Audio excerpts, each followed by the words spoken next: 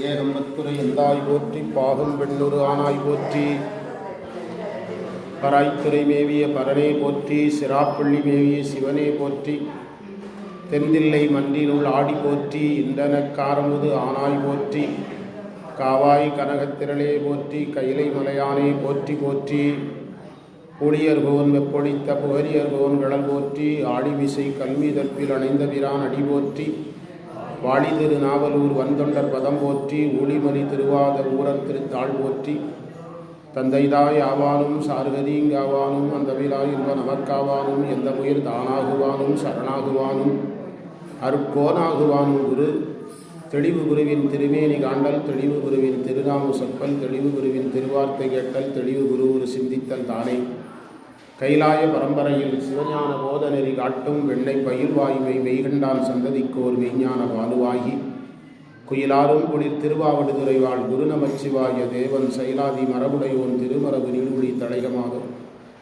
மங்களாம்பிகை உடனவர் மகிமாலீஸ்வரர் முக்கண்ணியம்மை உடனவர் முக்கண்ணப்பர் ஈரோடு திருமுறைக் கழகம் தொண்டர் சீர் பரவுவார் சம்பந்த சரணாலய அடிகள் திருவடிகள் வணங்கி இப்பணி செய்ய உடல்நலம் மனவளம் ஞானத் தெளிவை குருவினிடத்திலும் திருவினிடத்திலும் விண்ணப்பித்து எல்லா வகுப்பை தொடங்கலாம். நம்முடைய இந்த வாய்ப்பை நமக்கு தந்த எல்லாமல்ல நடராஜ பெருமான் திருவடிகள் வணங்கி குருமுதல்வர் திருவடிகள் வணங்கி திருக்கைலாய பரம்பரை மெய்கண்ட சந்தானம் பரம ஆச்சாரியார் செல்லை ஸ்ரீ 24வது குருமகா சன்னிதானம் அவருடைய திருவடிகளை மனமொழிமைகளால் வணங்கி நம்முடைய அமைப்பாளர் அவர்களுக்கும் வருகை தந்த அடியார் பெருமக்களுக்கும் அனைவருக்கும் வணக்கம் சொல்லி வகுப்பை தொடங்கலாம்.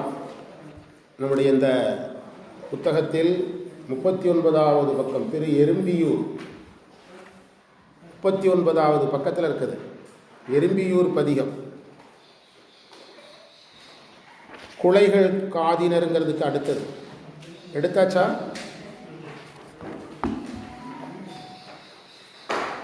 எடுத்துட்டீங்களா? அதில் இறைவன் திரு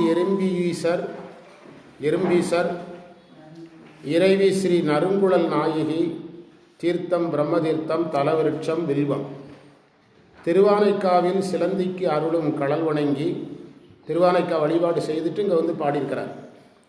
எறும்பியூர் மலையை தொழுது பாடி அருளியது இந்த பதிகம். தேவர்கள் எறும்பு உருவம் எடுத்து பூஜித்த காரணத்தால் இந்த பெயர் பெற்றது. கோயில் மலையில் இருக்குது. லிங்கமூர்த்தி வடபுறம் சாய்ந்திருக்கிறார். நைமித முனிவர் பிரம்மதேவர் வழிபட்டு அருள் பெற்ற தலம் இந்த தலம். இது திருச்சிராப்பள்ளிக்கு அருகில் உள்ளது. நம்ம திருக்கூட்டமாக பல தடவை போயிருக்கிறோம். நானெல்லாம் பல தடவை போயிருக்கிறேன். அற்புதமான தலம். இப்போ அந்த தலத்திற்குரிய பதிகத்தை பார்க்க போகிறோம். முதல் பாட்டு என்னது? விரும்பி என்று வருது. விரும்பி ஊறு விடேல் என்பதை ஊறு விரும்பி விடேல், ஊறு விரும்பி விடேல் என்று மாற்றிக்கொள்ளணும். கொஞ்சம் சவுண்டு கூட்டுங்க. இதில் ஸ்பீக்கரில் சவுண்டு கூட்டுங்க. ஊறு விரும்பி விடேல் என்று மாற்றிக்கொள்ளணும். அதற்கு பொருள் என்னதுன்னா, இப்போ கரெக்டாக அதற்கு பொருள் என்னன்னா, இன்னும் கொஞ்சம் குறைக்கணும்.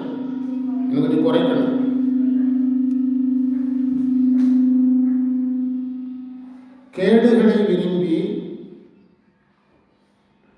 சிவனை கைவிட்டு விடாதே. சிவனை விடாதேன்னு அர்த்தம். கேடுகளை விரும்பி சிவனை விட்டு விடாதே.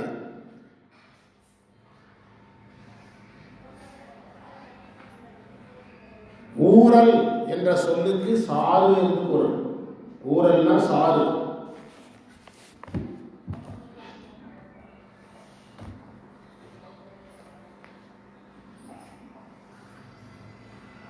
இரும்பின் ஊரல் அறாததோர் வெண்தலை. சார் வாங்க. சார் இந்த பக்கம் சேர் இருக்குது. நல்ல சேரான்னு பார்த்துடுங்க. வாங்க. இரும்பின் ஊரல் அறாததோர் வெண்தலைன்னா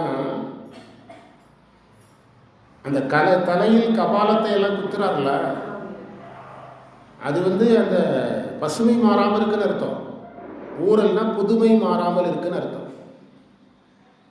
பழைய கபாலத்தை இப்போ ஒரு வேலுக்கு எது அடையாளம்? வேலில் என்ன அடையாளம் இருக்கணும்?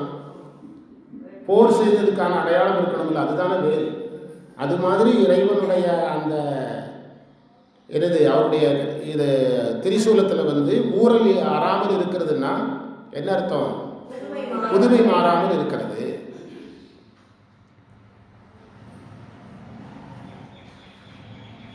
இரும்பின் ஊரல் அறாததோர் வெண்தலை. புதுமை மாறாததுன்னா வேலுக்கு இல்லை, திரிசூலத்துக்கு சொல்லக்கூடாது. அந்த தலை அப்பதான் எடுத்திருக்கிறாருன்னு அர்த்தம். அதுதான் சிறப்பு. அந்த தலையை அப்பதான் இறைவன் எடுத்தார் என்று சொல்றது தான் சிறப்பு. கிராமங்களில் சொல்லுவாங்க, பாம்பு அடிக்கிறதுக்கு கொஞ்சம் பேர் வருவான், பாம்பு அடித்த பேர் செத்த பாம்பு அடிக்க கொஞ்சம் பேர் வருவான். செத்த பாம்பு அடிக்கலைன்னு சொல்றார் அவர் வச்சிருக்கிற தலை ரொம்ப 4-5 வருஷத்துக்கு முந்தி உள்ளது கிடையாது, இப்பதான் எடுத்தது அப்படின்னு சொல்ல. எறும்பியூர் மலையான் எங்கள் ஈசனே என்று சொல்லுகிறார். விரும்பு ஊரு விடேல் மடனெஞ்சே. அற்புதம். ஆரம்பிக்கும் போதே அழகாக ஆரம்பிக்கிறார். 39வது பக்கம் 39. அதாவது கேடுகளை விரும்பி, ரொம்ப எளிமையாக சொன்னால், உலகப்பற்றை எடுத்துக்கொண்டு இறைவன் மேல் பற்று இல்லாமல் போயிடாத. அதான் சொல்ல முதல் வரிக்கு அதான் பொருள். உலகப்பற்றினுடைய தீர்வு என்ன? கேடுகள் தானே. உலகத்தை விரும்பி இறைவனை விட்டுறாத. உலகத்தை யார் விரும்பினாலும் யாரை விட வேண்டியது வரும்? இறைவனை விட வேண்டியது வரும். பின்னால் ஒரு டேபிள் கிடக்கு சார், போட சொல்லுவோம் உங்களுக்கு, டாக்டர் சார் வச்சுக்கிட்டது டேபிள் வேணுமா? பின்னால் கிடக்கு, வேண்டாமா? விரும்பி ஊறு விடை, ஊறு விரும்பி விடையல் மடனெஞ்சே என்று திருப்பிக் கொள்ளணும். விரும்பி ஊறு விடையல் என்பதை எப்படி மாற்றணும்? விடையல் மடன். ஊறு விரும்பி விடையல் மடனெஞ்சே. அறியாமை உடைய மனமே, உலகத்தின் மேல் பற்று கொண்டு உலகத்தில் ஈடுபட நமக்கு கேடுகள் துன்பங்கள் தான் வரும். அதை நீ உலகத்தின் மேல் பற்று வரும்போதே நீ யாரை விட வேண்டியது வரும்? அந்த மாதிரி செஞ்சிடாதாங்கிறார். ஆரம்பிக்கும் போதே அறிவுரையோடு ஆரம்பிக்கிறார். அப்படி நீ செஞ்சிடாத. அது நம்மகிட்ட சொல்லலை, அவர் விவரமாக அவர் மனசுக்கிட்ட தான் சொல்கிறார். நம்மிடத்தில் அது அவர் மனதிடத்தில் சொல்லுகிறார். யார் மனசுக்கும் சேர்த்து? நம்ம மனசுக்கும் சேர்த்து.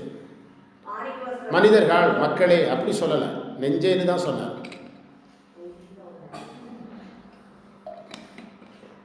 கரும்பின் ஊரல் கண்டாய் கலந்தார்க்கு அவன். அற்புதமான வரி. இன்னைக்கு வகுப்பு வந்ததுக்கு இந்த ஒரு வரி போதும். கரும்பின் ஊரல் கண்டாய் கலந்தார்க்கு. அதையும் திருப்பி படிக்கணும். எப்படி? கலந்தார்க்கு கரும்பின் ஊரல் கண்டாய். என்ன அழகான வரி சார். சிவனோடு யார் கலக்கிறார்களோ அவர்களுக்கு சிவன் கரும்புச்சாறு மாதிரி இருக்கிறாராம். எது போல இருக்கிறாராம்? கரும்புச்சாறு மாதிரி இருக்கிறார். கரும்பின் ஊரல் கண்டாய் கலந்தார்க்கு அவன். அவன் கலந்தார்க்கு கரும்பின் ஊரல் கண்டாய் அப்படின்னு படிக்கணும்.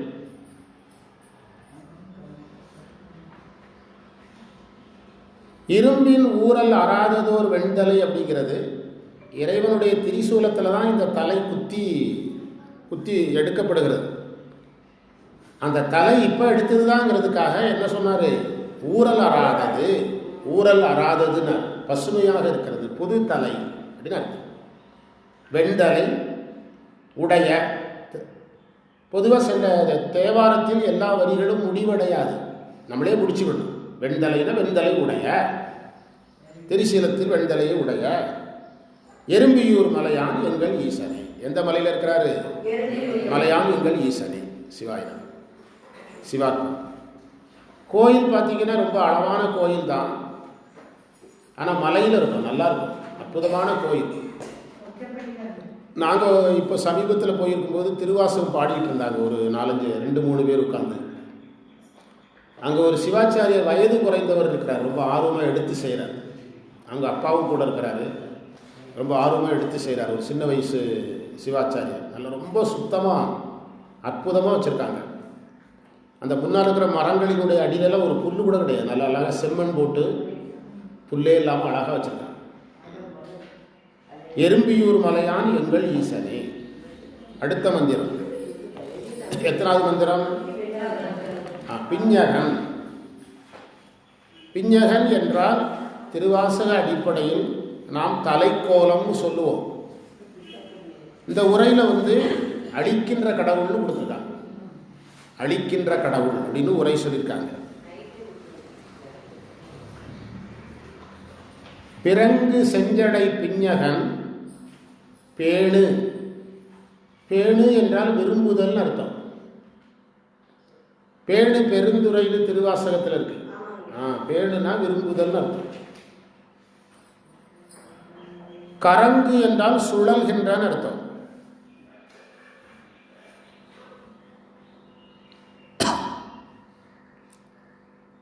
நறுங்குழல் என்ற சொல்லுக்கு பொதுவாக நமக்கு மனமுடைய குழல்ங்கிற பொருள் தெரியும். ஆனால் உரையில் சுத்தமான இருக்குது, தூயன் இருக்குது. நறுங்குழல் மடவாளோடு நாள்தோறும் எறும்பியூர் மலையான். ஆமாம், அங்கே அம்மைக்கு நாமமும் அப்படி தானே இருக்குது. என்ன சொன்னீங்க? நறுங்குழல் நாயகி. அது அம்மைக்கு அதுதான் நாமம். இன்னும் கொஞ்சம் சவுண்டாக குறைக்கணும்னா ஆடியன்ஸ் குறைவாக இருக்கிறதுனால உங்களுக்கு ஓவர் சவுண்டாக தெரியும். அது என்ன கொஞ்சம் குறைச்சி. நறுங்குழல் மடவாளோடு அப்படியே உட்காந்துக்க நான் சொல்கிறேன். நறுங்குழல் மடவாளோடு. இப்போ சரியா இருக்கா? சரியா கேட்குதா? இன்னும் கொஞ்சம் கூட்டிப்பார். கொஞ்சம் எனர்ஜி குறையும், வேற ஒன்றும் இல்லை. சவுண்ட் இருந்தால் நம்ம எனர்ஜி குறையும். நறுங்குழல் மடவாளோடு நாள்தோறும் போதும். அம்மை பெயர் மடவாளோடு நாள்தோறும் எறும்பியூர் மலையான் எங்கள். அந்த நாள்தோறும்ங்கிறது வாக்கியம் முடியாமல் இருக்கும்.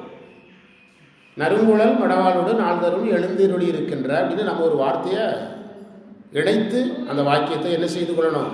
முடித்து கொள்ளணும். செய்யுள்களில் நம்ம நினைக்கிற மாதிரி வாக்கியங்கள் போய் என்ன செய்யாது, உரைநடை மாதிரி முடியாது. நம்ம தான் முடிச்சுக்கணும். நறுங்குழல் மடவாளோடு நாள்தோறும் எழுந்திருளி இருக்கின்ற எறும்பியூர் மலையான் எங்கள் ஈசனே. பிறங்கு செஞ்சடை பிஞகன். விளங்குகின்ற சிவந்த சடையுடைய. பிஞகன் என்பதற்கு தலைக்கோலம்னு திருவாசக உரையாசிரியர்கள் பொருள் சொல்லுவாங்க. இந்த தேவாரத்தில் அழிக்கின்ற கடவுள். பேணுகின்ற சிறப்புடைய. கரங்கு சுழல்கின்ற பூதகணம் உடை கண்ணுதல். அவர் பூதகணங்களை உடையவராக இருக்கிறாரா? பூதகணங்கள் சுழண்டு சுழண்டு வேலை செய்கிறாங்க. அவருடைய பூதகணங்கள் எப்படி வேலை செய்கிறாங்க? சுழண்டு சுழண்டு வேலை செய்கிறாங்களாம். அதை கரங்கு பூதகணம்ங்கிறார். கரங்கு பூதகணம் என்று சொன்னார். உடை கண்ணுதல். நறுங்குழல் மடவாளோடு நாள்தோறும் எறும்பியூர் மலையான் என்றார். அந்த நாள்தோறும்ங்கிறது அழகான வார்த்தை. நாள்தோறும் என்பது நாள்தோறும் அருள் செய்கிறான்னு எடுத்துக்கணும். நாள்தோறும் அருள் செய்கிறான் என்று பொருள் எடுக்கணும். எல்லா நாளும் அவர் எறும்பியூரில் தான் இருப்பார். அது யாரும் மாற்ற முடியாது. நாள்தோறும் இருந்து என்ன செய்யணும்? அருள் செய்கிறான்னு பொருள். நாள்தோறும் எழுந்தருளி அம்மையப்பராக இருந்து என்ன செய்கிறார்? அம்மையப்பராக இருக்கிறது எதுக்கு? அருள் செய்வதற்கு. அருள் செய்வதற்கு. எங்கள் ஊரில் ஒரு பெரிய பணக்காரருங்க, எங்கள் ஊரில் ஒருத்தர் பெரிய பணக்காரருங்க அப்படின்னு நீங்கள் ஏதோ ஒரு ஊரில் போய் சொன்னீங்கன்னா அடுத்து அந்த பணக்காரங்க என்ன பண்ணாங்கன்னு கேட்பாங்க. என்ன செய்தாங்க? மக்களுக்கு என்ன செய்தாங்க? சேவை செய்தாங்க. என்ன சேவை செய்தாங்க? என்ன ஸ்கூல் கட்டினாங்க, காலேஜ் கட்டினான்னு கேட்பாங்கல்ல. எங்கள் ஊரில் பணக்காரங்க இருக்கிறாங்கிற 2 தடவை சொன்னாலே காலேஜ் கட்டினாரா, ஸ்கூல் கட்டினாரா, சமூக சேவை பண்ணாரான்னு கேட்பாங்கல்ல. அதே தான் இறைவன். நாள்தோறும் என்றால் நாள்தோறும் அருள் வழங்குகிறார். மார்கழி மாதம் இருக்குது. மாதம் பிறந்த உடனே முதல் நாள் வழிபாடு செய்தால் போதும் இல்லையே. நாள்தோறும் அருள் செய்கிறதுனால தான் நம்ம என்ன செய்கிறோம்? நாள்தோறும் கோயிலில் போய் என்ன செய்கிறோம்? வழிபாடு செய்கிறோம். இந்த நாள்தோறும்ங்கிறது அந்த பொருளில் தான் வரும். மருந்து வானவர் தானவர்க்கு இன்சுவை. தானவர் என்றால் அசுரர் என்று பொருள். 3வது மந்திரம். தானவர்னா அசுரர். மருந்து வானவர் தானவர்க்கு இன்சுவை. புரிந்த புன்சடை புண்ணியம். கண்ணுதல் பொருந்து பூண். பூண் என்ற சொல்லுக்கு அணிகலன் அர்த்தம். பூண் என்றால் நகை அல்லது அணிகலம்.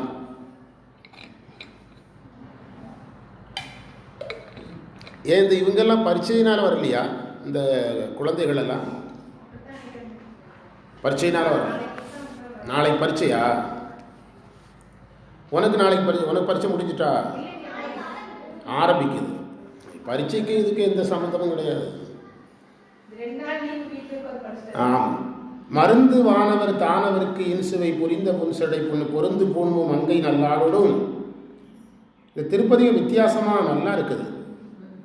அம்மையை திரும்ப திரும்ப சொல்கிறாரு. பிறகு எறும்பியூர் மலையான்கிற வார்த்தை திரும்ப திரும்ப வருது. எந்த வார்த்தை? எறும்பியூர் மலையான். எறும்பியூர் மலையான் அந்த தலத்து பேரையும் சொல்லி இறைவன் எதில் இருக்கிற சொல்லிகிட்டே இருக்கிறாரு, மலையில் இருக்கிறத சொல்லிட்டே இருக்க. சில திரும்ப திரும்ப வர்ற வரிகள் ரொம்ப தேவாரத்தில் ரொம்ப முக்கியம். அதாவது இந்த திருந்து தேவன்குடி அதே தான். இந்த மருந்து வானவர் தானவருக்கு இன்சுவைங்கிறதுக்கு உரையில் என்ன சொல்லியிருக்காங்கன்னா, தேவர்களும் போகத்தை விரும்புகிறார்கள், அசுரர்களும் போகத்தை விரும்புகிறார்கள். அவர்களுக்கு போகத்தை கொடுக்கிறான், அவ்வளோதான். அவர்களுக்கு எதை கொடுக்கிறான்? போகத்தை கொடுக்கிறான். பதவியை விரும்புகிறார்கள், அல்லது இந்திர உலக பதவி, அல்லது அசுரர் தலைவர் பதவி, இதையெல்லாம் கொடுக்கிறார். அதான் மருந்து வானவர் தானவருக்கு இன்சுவை நான் சொல்கிறேன். புரிந்த புன்சடை. புரிந்த என்றால் விளங்குகின்ற அல்லது சுருண்ட, புன்சடை புண்ணியம். அழகான வார்த்தை. அந்த புண்ணியரிலிருந்து திரும்பி போனால் அழகாக இருக்கும். புண்ணியனாக இருக்கிறான், புண்ணியத்தை ஈட்டச் செய்ய முடியும், புண்ணியத்தை கொடுக்க முடியும். ஆனால் தேவர்களுக்கு எதைத்தான் கொடுக்குறாரு? இன்சுவை என்பது தேவர்களுக்கு பேரின்பத்தை குறிக்காது. எதைத்தான் குறிக்கும்? போகத்தை குறிக்கும். அவர்களுக்கு அந்த தேவலோக இன்பம், அசுரன் தலைவன், தேவர் தலைவன், அந்த பதவிகளை கொடுக்கிறார். அவர் கொடுத்தாலும் அவர்கள் இதை என்ன செய்ய போவதில்லை, கொடுத்தாலும் அவர்கள் இதை விரும்ப போவதில்லை. அவர்களுக்கு இந்த போகத்தில் தான். இப்போ ஒரு முக்கியமான நடிகருடைய படம் ரிலீஸ் ஆகுது. அன்னைக்கு தான் படம் ரிலீஸ் ஆகுது, காலை காட்சி. அன்னைக்கு உள்ளூர்லேயே ஒரு சைவ மாநாடு, அங்கேயும் காலை காட்சி. சைவ மாநாட்டுக்கு டோக்கன் இருக்குதுன்னு கொடுத்து அந்த தேட்டரில் கொண்டு கொடுத்தா வாங்குவானா? வரிசையில் நிற்கிறவங்கிட்டலாம் இந்த மாநாடு, சைவ மாநாடு டோக்கன் ஃப்ரீப்பா, இங்கேயாவது டிக்கெட் 500-1000 ரூபா அப்படின்னா வாங்குவானா? டென்ஷனில் அடிச்செல்லாம் அடிச்சு விடுவானுங்க. நானெல்லாம் ஸ்கூலில் படிக்கிற வயசில் அந்த மீனவர்களுக்கு பொழுதுபோக்கு கிடையாது. இப்போல்லாம் எல்லாம் அறிவியல் வந்துட்டு. பிறகு ஒரு கட்டத்தில் நாங்கள் மீனவர்கள் ஊரில் போய் டிவி பார்க்க போவோம். காசு கொடுத்தா டிவி காட்டுவாங்க, டிவியில் படமோட பார்த்துட்டு வரலாம். தேட்டர் வச்சுருக்கோம், டிவி தேட்டர் வச்சுருப்பாங்க.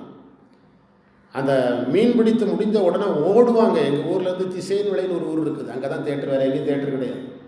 அப்படியே ஓடுங்க, படத்துக்கு ஓடுவாங்க. டிக்கெட் எடுக்கும்போது நம்ம கவனமாக நின்று விடணும். நம்ம தோளில் மிதித்து ஏறி உள்ளே போவாங்க, தோளில் அல்லது தலையில் மிதித்து போயிட்டே இருப்பாங்க. நம்ம கவனமாக நின்று விடணும். இதில் மிதித்து அடுத்த ஆள் தோளில் மிதித்து, அடுத்த ஆள் தோளில் மிதித்து. சினிமாவில் ஹீரோ ஓடுறாரு பார்த்தீங்களா, அப்படி ஓடுவானுங்க. என்ன வெறி பிடித்து அந்த நேரத்தில் அவனை தடுத்து ஒரு டோக்கன் சைவ மாநாடு காலையில் 10 மணிக்கு தொடங்குது, இங்கே காட்சி 10 மணிக்கு, ரெண்டும் ஒன்று தான், அப்படிதான் வருவானா? அதனால் அந்த குறிப்பு அதில் இருக்குது. புண்ணியன் அவனிடத்தில் இந்த புண்ணியத்தை கேட்டு பெற வேண்டும் என்ற அறிவு யாருக்கு இல்லை? தேவர்களுக்கும் இல்லை, அசுரர்களுக்கும் இல்லைன்னு அர்த்தம். கண்ணுதல், நெற்றிக்கண்ணை உடையவன். பொருந்து பூண்முறை. அம்மை நகை அணிந்தவளாக இருக்கிறாள், பொருத்தமாக அணிந்திருக்கிறாள். மங்கை நல்லாளுடும். அதுக்கு முந்தின மந்திரத்தில் மடவா நல்லாளுடும். அந்த அம்மை வர்ற இடங்கள்லாம் அழகா இருக்குது. எறும்பியூர் மலையான் எங்கள் ஈசனே. கடைசி வரி எல்லாத்துக்குமே முதல வரி ஒரே மாதிரி இருக்குது பெரும்பாலும். அந்த வரிகளை நீங்கள் திரும்ப திரும்ப பார்க்கணும், நல்லா இருக்குது. சக்தி சார் வர சொன்னாங்களா? வாங்க வாங்க. விண்ணப்பம் கொடுக்கணுமா? வகுப்பு அட்டன் பண்ணுறாங்களா? உட்காருங்க. அந்த சேர் கடை எடுத்தால் பார்த்து எடுத்து கூட சொல்லுங்க. அந்த சேர் எடுத்தீங்கன்னா நல்லா செக் பண்ணிவிடுங்க. சில சேர் டேமேஜாக இருக்குது. இந்த எறும்பியூர் மலையான் எங்கள் ஈசனே ரிப்பீட்டடாக வருது, நல்லா இருக்கு. பொருந்து பூங்குலை மங்கை நல்லாடுடும் எறும்பியூர் மலையான் எங்கள் ஈசனே. அம்மை நகையணிந்தவளாக இருக்கிறாள் என்ற குறிப்பு மங்கள குறிப்பு. என்ன குறிப்பு? மங்களம். மங்களமாக இருக்கிறாள் என்பதுதான் நகை. நிறங்கொள் கண்டத்து, நீல நிறம் உடைய கண்டத்தை உடையவன் நின்மலன் எம் இறை. மரங்கொள் வேல்கண்ணி வாழ்நுதல் பாகமாய். மரங்கொள் என்றால் போர் செய்கின்ற அர்த்தம், அல்லது வீரச் செயல் செய்கின்ற, போர் செய்கின்ற அல்லது வீரச் செயல் செய்கின்ற. மரங்கொள் வேல்கண்ணி வாழ்நுதல் பாகமாய். இந்த ஸ்பீக்கரை அங்கே எடுத்து வைக்கணும். மைக்கும் ஸ்பீக்கரும் ஒரே இதில் ஃப்ரீக்குவன்சியில் இருக்கக்கூடாது. அப்போது சார்ஜை கட் பண்ணுது, வேற போட்டுக்கலாம். சார்ஜ் தேவைப்பட்ட பார்த்தீங்களா, சவுண்டு போயிட்டு பாருங்க. இருந்து போட்டு அப்படியே வேணா இருந்து போட்டு திருப்பி வச்சுருங்க. ஆடியன்ஸ் பார்த்து திருப்பி இது திருப்புங்க. ஃப்ரண்ட் சைடு ஃப்ரண்ட்டில் வரணுங்களா? ஸ்பீக்கர் வயர் இருக்கட்டு இருந்து போட்டு. ஏன்னா சார்ஜ் போட்டுக்க மாட்டாங்க எங்கள் வீட்டில். அவ்வளவுதான் அவ்வளவுதான். இன்னும் திருப்பணும். ஃப்ரண்ட் சைடு அவ்வளோதான் அவ்வளோதான். அப்படியே வச்சுருங்க அப்படியே வச்சுருங்க. ஓகே. தயானந்த சரஸ்வதி எவ்வளோ பெரிய சாமி, மைக் செக் பண்ணிட்டு தான் உட்காருவார். அந்த ஸ்பீக்கர்காரனுக்கு தெரியாது எது எங்கே வைக்கணும்னு. அதை நகர்த்துங்க, ஸ்பீக்கர் இங்கே நகர்த்துங்க, மைக்கை நகர்த்துங்க, எல்லாம் ரெடி பண்ணி தான் பேசவே ஆரம்பிப்பார். மைக்கும் ஸ்பீக்கரும் ஒன்று பார்க்கக்கூடாது. ஆமாம் ஆமாம். இன்னும் நேராக வைங்க. சார்ஜ் போட்டுக்க மாட்டாங்க வீட்டில். நேரானா ஃப்ரண்ட் சைடு பார்த்துங்க. சரி. என்ன எழுதுனீங்க? போர் செய்கின்ற அல்லது வீரச் செயலுடைய 4வது மந்திரம். மரங்கொள் வேல்கண்ணி வாழ்நுதல் பாகமாய். அம்மை வருது. அறம் புரிந்து அருள் செய்த எம் அங்கணன். அறம் புரிந்து அருள் செய்த அங்கணன்னா அழகிய கண்ணுடையவன் அர்த்தம். அம்முனா அழகு. குழந்தைக்கு யார் அழகு? தாய் தான் அழகு. அதனாலதான் அது அம்மா அப்படின்னு ஆரம்பிக்குது. குழந்தைக்கு தாய் தான் அழகு. அதனாலதான் அப்படின்னு ஆரம்பிச்சு அம்மான்னு ஆரம்பிக்குது. அங்கணன் எறும்பியூர் மலையான் எங்கள் ஈசனை. இது நிறைய பேர் என்ன எதில் ஏமாந்துருவாங்கன்னா, இது என்ன பெரிய பதிகம், ரொம்ப சின்ன பதிகம், சும்மா அப்படி வாசிச்சுட்டு போட்டிதான் அப்படிலாம் கிடையாது. நிறைய விஷயம் இருக்குது. எதெல்லாம் திரும்ப திரும்ப வருதுன்னு பார்க்கணும். எறும்பியூர் மலையான எங்கள் ஈசனே மீண்டும் மீண்டும் வருது. அம்மை குறிப்புகள் முடிந்த அளவுக்கு இப்போ திருப்பாடல் தோறும் என்ன செய்கிறது, வருகிறது. அப்புறம் தேவர்களுக்கும் மனிதருக்குமான வேறுபாடு இறைவன் எப்படி வச்சிருக்கிறாருங்கிற குறிப்பு இருக்கிறது. நிறங்கொள் கண்டத்து நின்மலன், நீலகண்டனாக இருக்கிறான். தேவர்கள் நலம் கருதி எதை உண்டான்? விடம் உண்டான். இறைவன் விடம் உண்டான் என்பது தேவர்களை காப்பாற்றுவதற்காக. அது அவனுடைய கருணையையும் அவனுடைய ஆற்றலையும் காட்டுகிறது. காய்ச்சி சிற்றுயிருக்கு இறங்கி காய்ச்சின ஆலமுண்டாய் அமுது உண்ண கடையவனே. மாணிக்கவாசகர் சொல்றார், சிற்றுயிருக்கு இறங்கி காய்ச்சின ஆலமுண்டாய் அமுது உண்ண கடையவனே அப்படிங்கிறார். நீ அமுதம் சாப்பிட வேண்டியவை, விஷத்தை சாப்பிட்டாய். யாருக்காக? சிற்றுயிர்களுக்காக. சிற்றுயிர்களுக்காக. தேவர்களே இறப்பாங்கன்னா அப்புறம் மற்றவங்கெல்லாம் எவ்வளவு பேர் இறப்பாங்க, நிறைய பேர் இறந்துருவாங்க. அந்த விடத்தினுடைய வெப்பம் தாங்க முடியாமல் நிறைய உயிர்கள் என்ன செஞ்சிடும், இறந்துடும். அத இறைவன் விடத்தை உண்ட நிறம் கொண்ட கண்டத்து நின்மலன். அது ஒரு அதுலேயே ஒரு அழகு இருக்குது. நின்மலன் நிறங்கொள் கண்டன். அது நீலகண்டனாக இருக்கிறார். அந்த நீலகண்டத்தை நாம் பார்த்தா ஒரு அடுக்கு மாதிரி தெரியுது, ஆனால் அவன் நின்மலன் அப்படிங்கிறார். அந்த நின்மலனுக்கும் அதுக்கும் உள்ள பொருத்தத்தை கண்டுபிடிக்கணும். ஸ்பீக்கரில் ஒரு அந்த மூலையில் வச்சு விட்ரு, அந்த மூலையில் வச்சு விட்ரு, அங்கே வச்சு விட்ரு.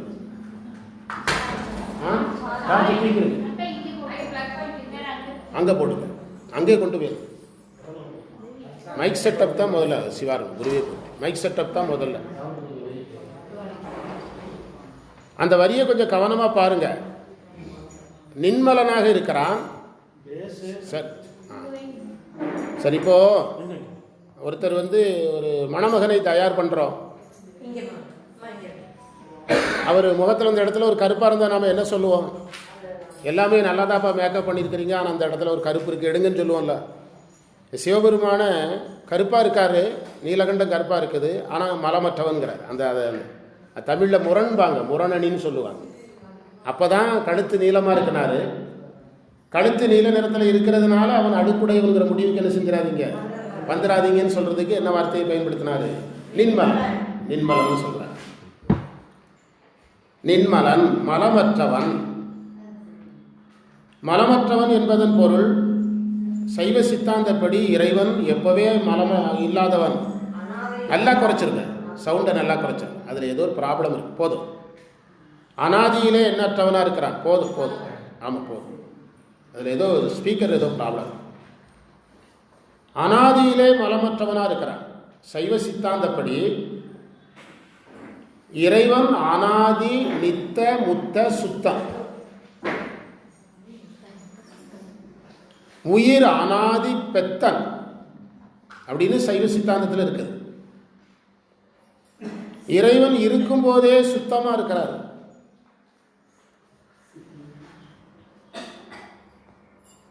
உயிர் அசுத்தமா இருந்து பிறந்து சாதனம் செய்து இறையருள் பெற்று என்ன ஆகிறது? சுத்தமாகிறது.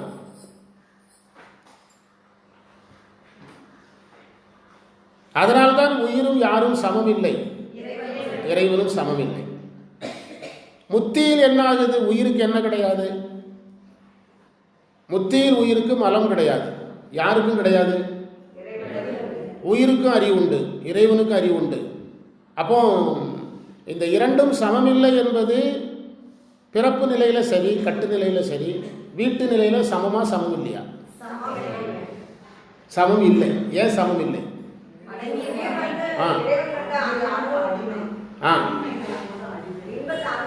அது எழுதிடுங்க, அழகா, ரொம்ப முக்கியமா எழுதுங்க. முத்தியிலும் உயிர் இறைவன் வியாபகத்துக்குள்ளதான் இருக்குது. உயிரினுடைய வியாபகத்துக்குள் தான் இருக்கிறது.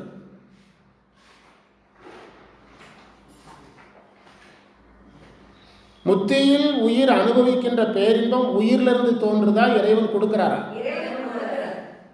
அப்போ பேரின்பத்தை பெறுகின்ற இடத்துல தான் இருக்குது.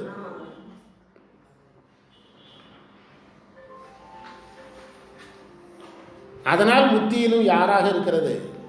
அடிமையாக இருக்கு. அடிமையாக இருக்கு. அது ரொம்ப முக்கியம். சிலர் இப்போ நீங்க சிவசமவாதிகள் எல்லாம் முத்தியில யாரும் சமம்பாங்க, உயிரும் சமம்பாங்க. அது ஏற்புடையது அல்லங்கிறதுக்காக சொன்னேன். அது ஏற்புடையது அல்ல. சிவாயனம். குருவே போச்சு. வாங்க சிவாயனம். வாங்க, ஒரே நிமிஷம். சிவாயனம். குருவே போச்சு. சொல்லுங்க, என்ன சந்தேகம் சொல்லுங்க. உயிர் வியாபியம், இறைவன் வியாபகம்.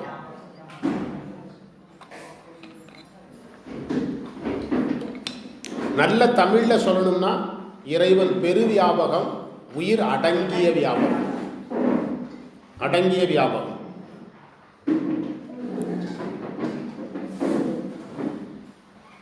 அதனாலதான் நின்மலன் அப்படின்னு சொல்றார். எம் இறை. இந்த வார்த்தை அழகா இருக்கு பாருங்க. என் இறைன்னு சொல்லல, எம் இறை, எங்களுடைய இறைவன். கடைசியில் அந்த மகுடவதிலையும் பாருங்க, எங்கள் ஈசனேன்னு தான் சொல்றாரு, என் ஈசனேன்னு சொல்ல. அது தேவாரத்தை சாதாரணமாக பார்க்குறவங்களுக்கு சாதாரணம். எனக்கு இந்த பதிகம் அப்படியெல்லாம் தெரியல. ரொம்ப அற்புதமான பதிகம். மலையான் எங்கள் ஈசனே, நிறங்கொள் கண்டத்து நின்மலன் எம்மிரை மரங்கொள் வேல்கண்ணி வாழ்நுதல் பாகமாய் போர் செய்கின்ற கண்ணை, போர் செய்கின்ற வேல் போன்ற கண் என்று பொருள் எடுக்கணும். பொருள் எடுத்து உயிர்களினுடைய குறைகள் நீக்குகின்ற கண்ணுன்னு பொருள் எடுக்கணும்.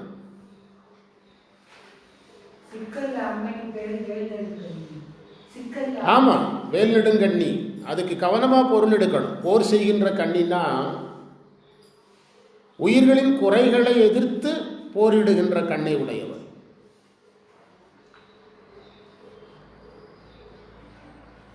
இன்னும் சிம்பிளா சொன்னா பாசத்தை நீக்குகின்ற நயன தீக்கை உடையவள்.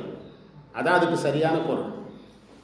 இல்லாமல் நீங்கள் போர் செய்கிற கண்ணுன்னு வச்சுக்கிட்டீங்கன்னா அகநானூற்றுலலாம் வரும், அந்த பெண்ணினுடைய கண்ணு வேல் மாதிரி இருக்குது, அந்த பொருளுக்கு போயிடும். அருள் பொருள் வராமல் என்ன பொருள் வந்துடும்? பொருள் வந்துடும்.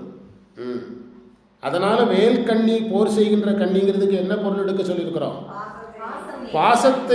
பாசத்தை எதிர்த்து போரிடும் கண்ணி, நயன தீக்கை செய்கின்ற கண்ணை உடையவள் அர்த்தம்.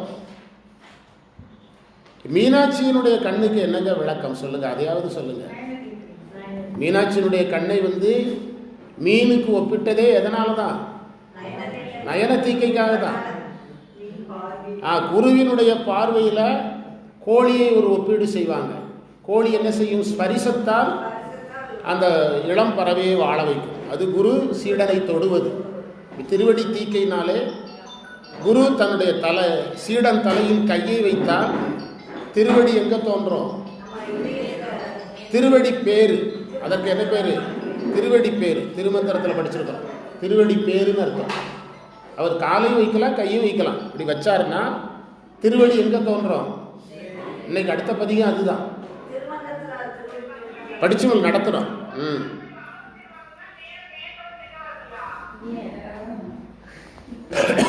என்ன எழுதுனீங்க?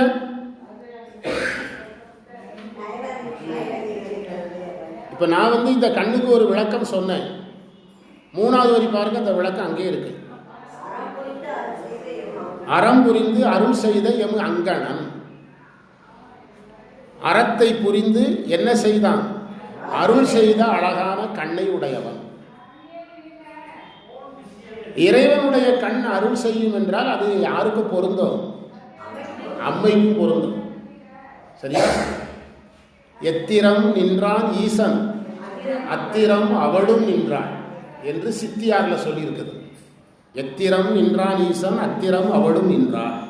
எனவே போர் செய்தல் என்ற அந்த கண்ணுடைய என்ற பொருளை பாசம் நீக்குகின்ற கண் என்று பொருள் எடுக்க வேண்டும். அதுபோன்ற ஒரு பொருளை நாம் வலிந்து எடுக்கவில்லை. அது எங்கேயே இருக்கு? 3வது வரியிலே இருக்கு. அறம் புரிந்து என்பதன் பொருள் கொஞ்சம் நம்ம உலகில் வள்ளுவர் லாங்குவேஜில் அறம்னா என்ன பொருளோ அதோட சைவ ஒழுக்கத்தையும் சேர்த்துக்கணும். சைவ ஒழுக்கத்தையும் சேர்த்துக் கொள்ளுகிற அறம். அறம் புரிந்து என்பதற்கு வள்ளுவருடைய அறத்தோட எதையும் சேர்த்துக்கிடணும்? சைவ ஒழுக்கத்தையும் சேர்த்துக்கணும். சீலமின்றி நோன்பின்றி செறிவே இன்றி அறிவின்றின்னு மாணிக்கவாசல் சொல்றாருன்னா அந்த சைவ ஒழுக்கங்களையும் சேர்த்துக்கணும். அறத்தை புரிய வைத்து அருள் செய்த எம் அங்கண்ணன். ஏனென்றால் சரியகிரியை முதலிய யோகங்களை சைவ சிவபுண்ணிய செயல்களை செய்த ஒருவருக்கு தான் இறைவனுடைய அருள் கிடைக்கும். அதனால எம் அங்கண்ணன். எறும்பியூரிய மலையான் எங்கள் ஈசனை. இது வரைக்கும் வந்திருக்கிற மந்திரத்தில் இந்த 4வது மந்திரத்தில் செய்தி கொஞ்சம் அதிகம், கொஞ்சம் கவனமாக படிக்கணும். அம்மையினுடைய கண்ணையும் வர்ணிக்கிறாரு, இறைவனுடைய கண்ணையும் வர்ணிக்கிறார். இறைவன் கருணைக்கு என்ன கண்ணுக்கு என்ன குணம் சொல்லப்பட்டதோ அதை யார் மேலே ஏற்றணும்? அம்மை கண்ணுக்கு நம்ம ஏற்றி பொருள் சொல்லணும். நறும்பொன் நாள்மலர் கொன்றையும் நாகமும், பொன்னிறமுடைய கொன்றையும் நாகமும் துரும்பு செஞ்சடை தூமதி வைத்துள்ளான். எத்தனாவது மந்திரம்? 5வது மந்திரம். துரும்பு என்ற சொல்லுக்கு நெருக்கமான அல்லது பொருத்தமான இந்த அடுத்த பதிகம் நல்லூரெம் பெருமானே நல்லவாறே, அது நம்ம பாடும்போது தான் ஈஸியாக இருக்கு. பொருள் பார்த்தா ரொம்ப கஷ்டமாக இருக்கு. நனைந்தனைய திருவடியின் தலைமையில் வைத்தார். பாடுறது தான் ஈஸியாக இருக்கு, பொருள் பார்த்தா ரொம்ப கஷ்டமாக இருக்கு. ஆமாம். என்ன எழுதுனீங்க? துரும்பு என்பதற்கு நெருக்கம் அல்லது பொருத்தம். துரும்பு செஞ்சடை தூமதி வைத்துளான். உரும்பொன் மால்வரை பேதையொடு ஊர்தொரும்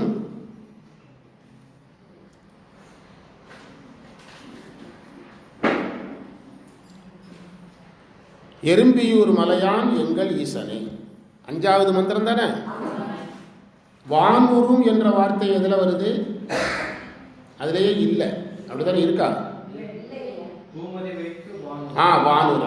வெரி குட். 2வது வரியில் கடைசியில் இருக்கக்கூடிய வானையும் 3வது இருக்கிற உருங்கிறதையும் சேர்க்கணும். ஆமாம்.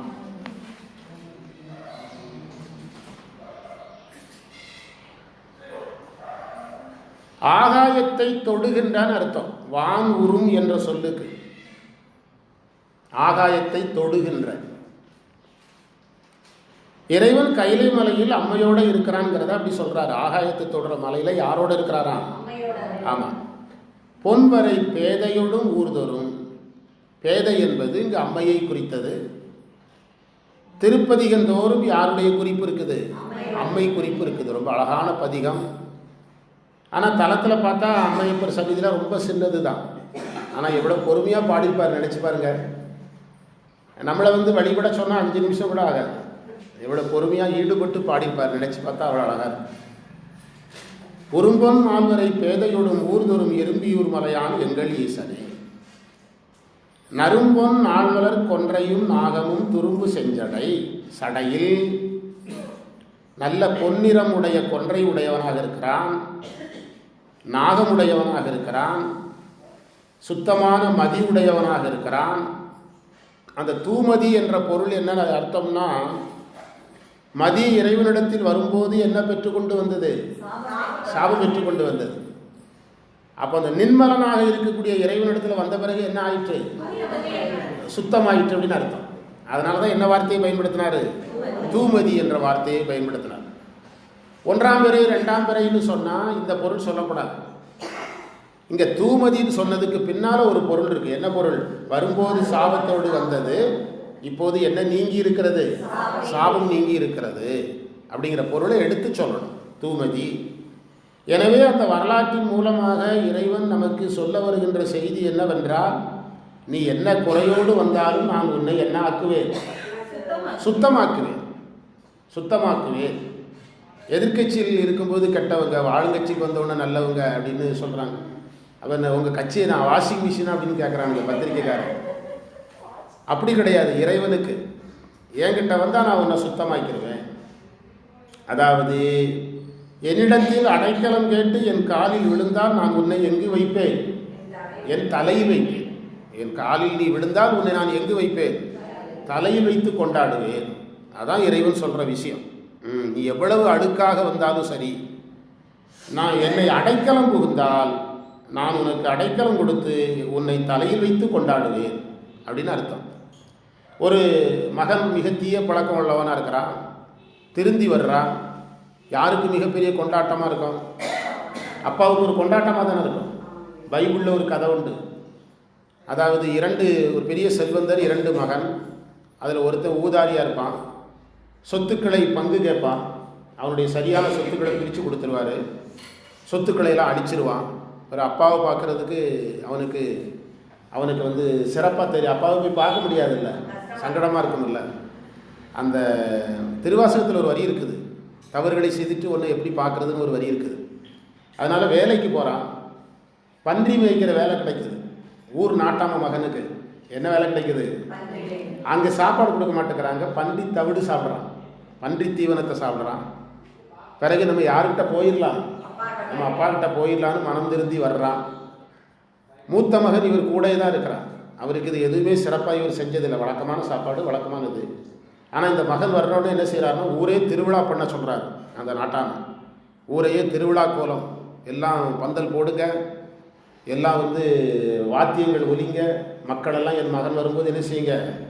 வரவேற்பு செய்யுங்க அப்படின்னு சொல்கிறார். இந்த கதை தான் இப்போ நம்ம பேசிகிட்டு இருக்கிறோம். சந்திரனுக்கு உள்ள கதை. சந்திரன் எதை வாங்கி வந்தது? அப்படி வரவேற்கிறார். ஆனால் யாருக்கு அந்த சிறப்பு இல்லை? கூட இருந்த மகனுக்கு கிடையாது. கூட இருந்த மகனுக்கு இல்லை. மனம் திருந்தி வந்ததுனால அவனுக்கு அந்த சிறப்பு. அதே சந்திரன் அவனுக்கு இந்த அறிவாவது இருந்ததில்லை. சிவபெருமான்கிட்ட போனால் காப்பாற்றுவாருங்கிற அறிவாவது இருந்ததில்லை. அந்த அறிவு தான் நமக்கு ரொம்ப முக்கியம். துன்பம் வருகின்ற போது யார் ஞாபகம் வரணும்? இறைவனை நினைப்போம். இறைவன் நம்மளை என்ன செய்வார்? காப்பாற்றுவார். நேற்று கூட பொள்ளாச்சியில் கூட சொன்னேன். என்கிட்ட ஒருத்தர் கேட்டார், ஏன்னா இந்த மாதிரி நமக்கு கூட்டம் வந்து மிதமீறிய வளர்ச்சி, நீங்கள் வளரணும்னா சில விஷயங்களையும் சந்தித்து தான் ஆகணும். கனியூர்லேயும் சொன்னேன், அப்படி தானே? கனியூர்லேயும் சொன்னேன்.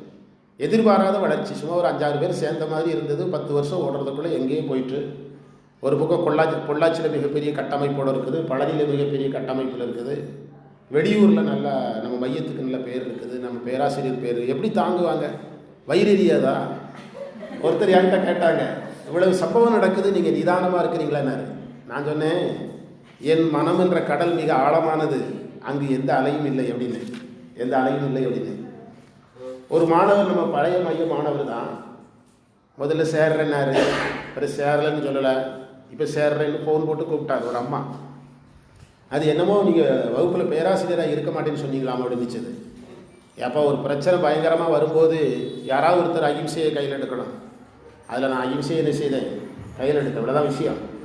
அதுக்காக இதெல்லாம் போட்டு ஓட முடியுமா?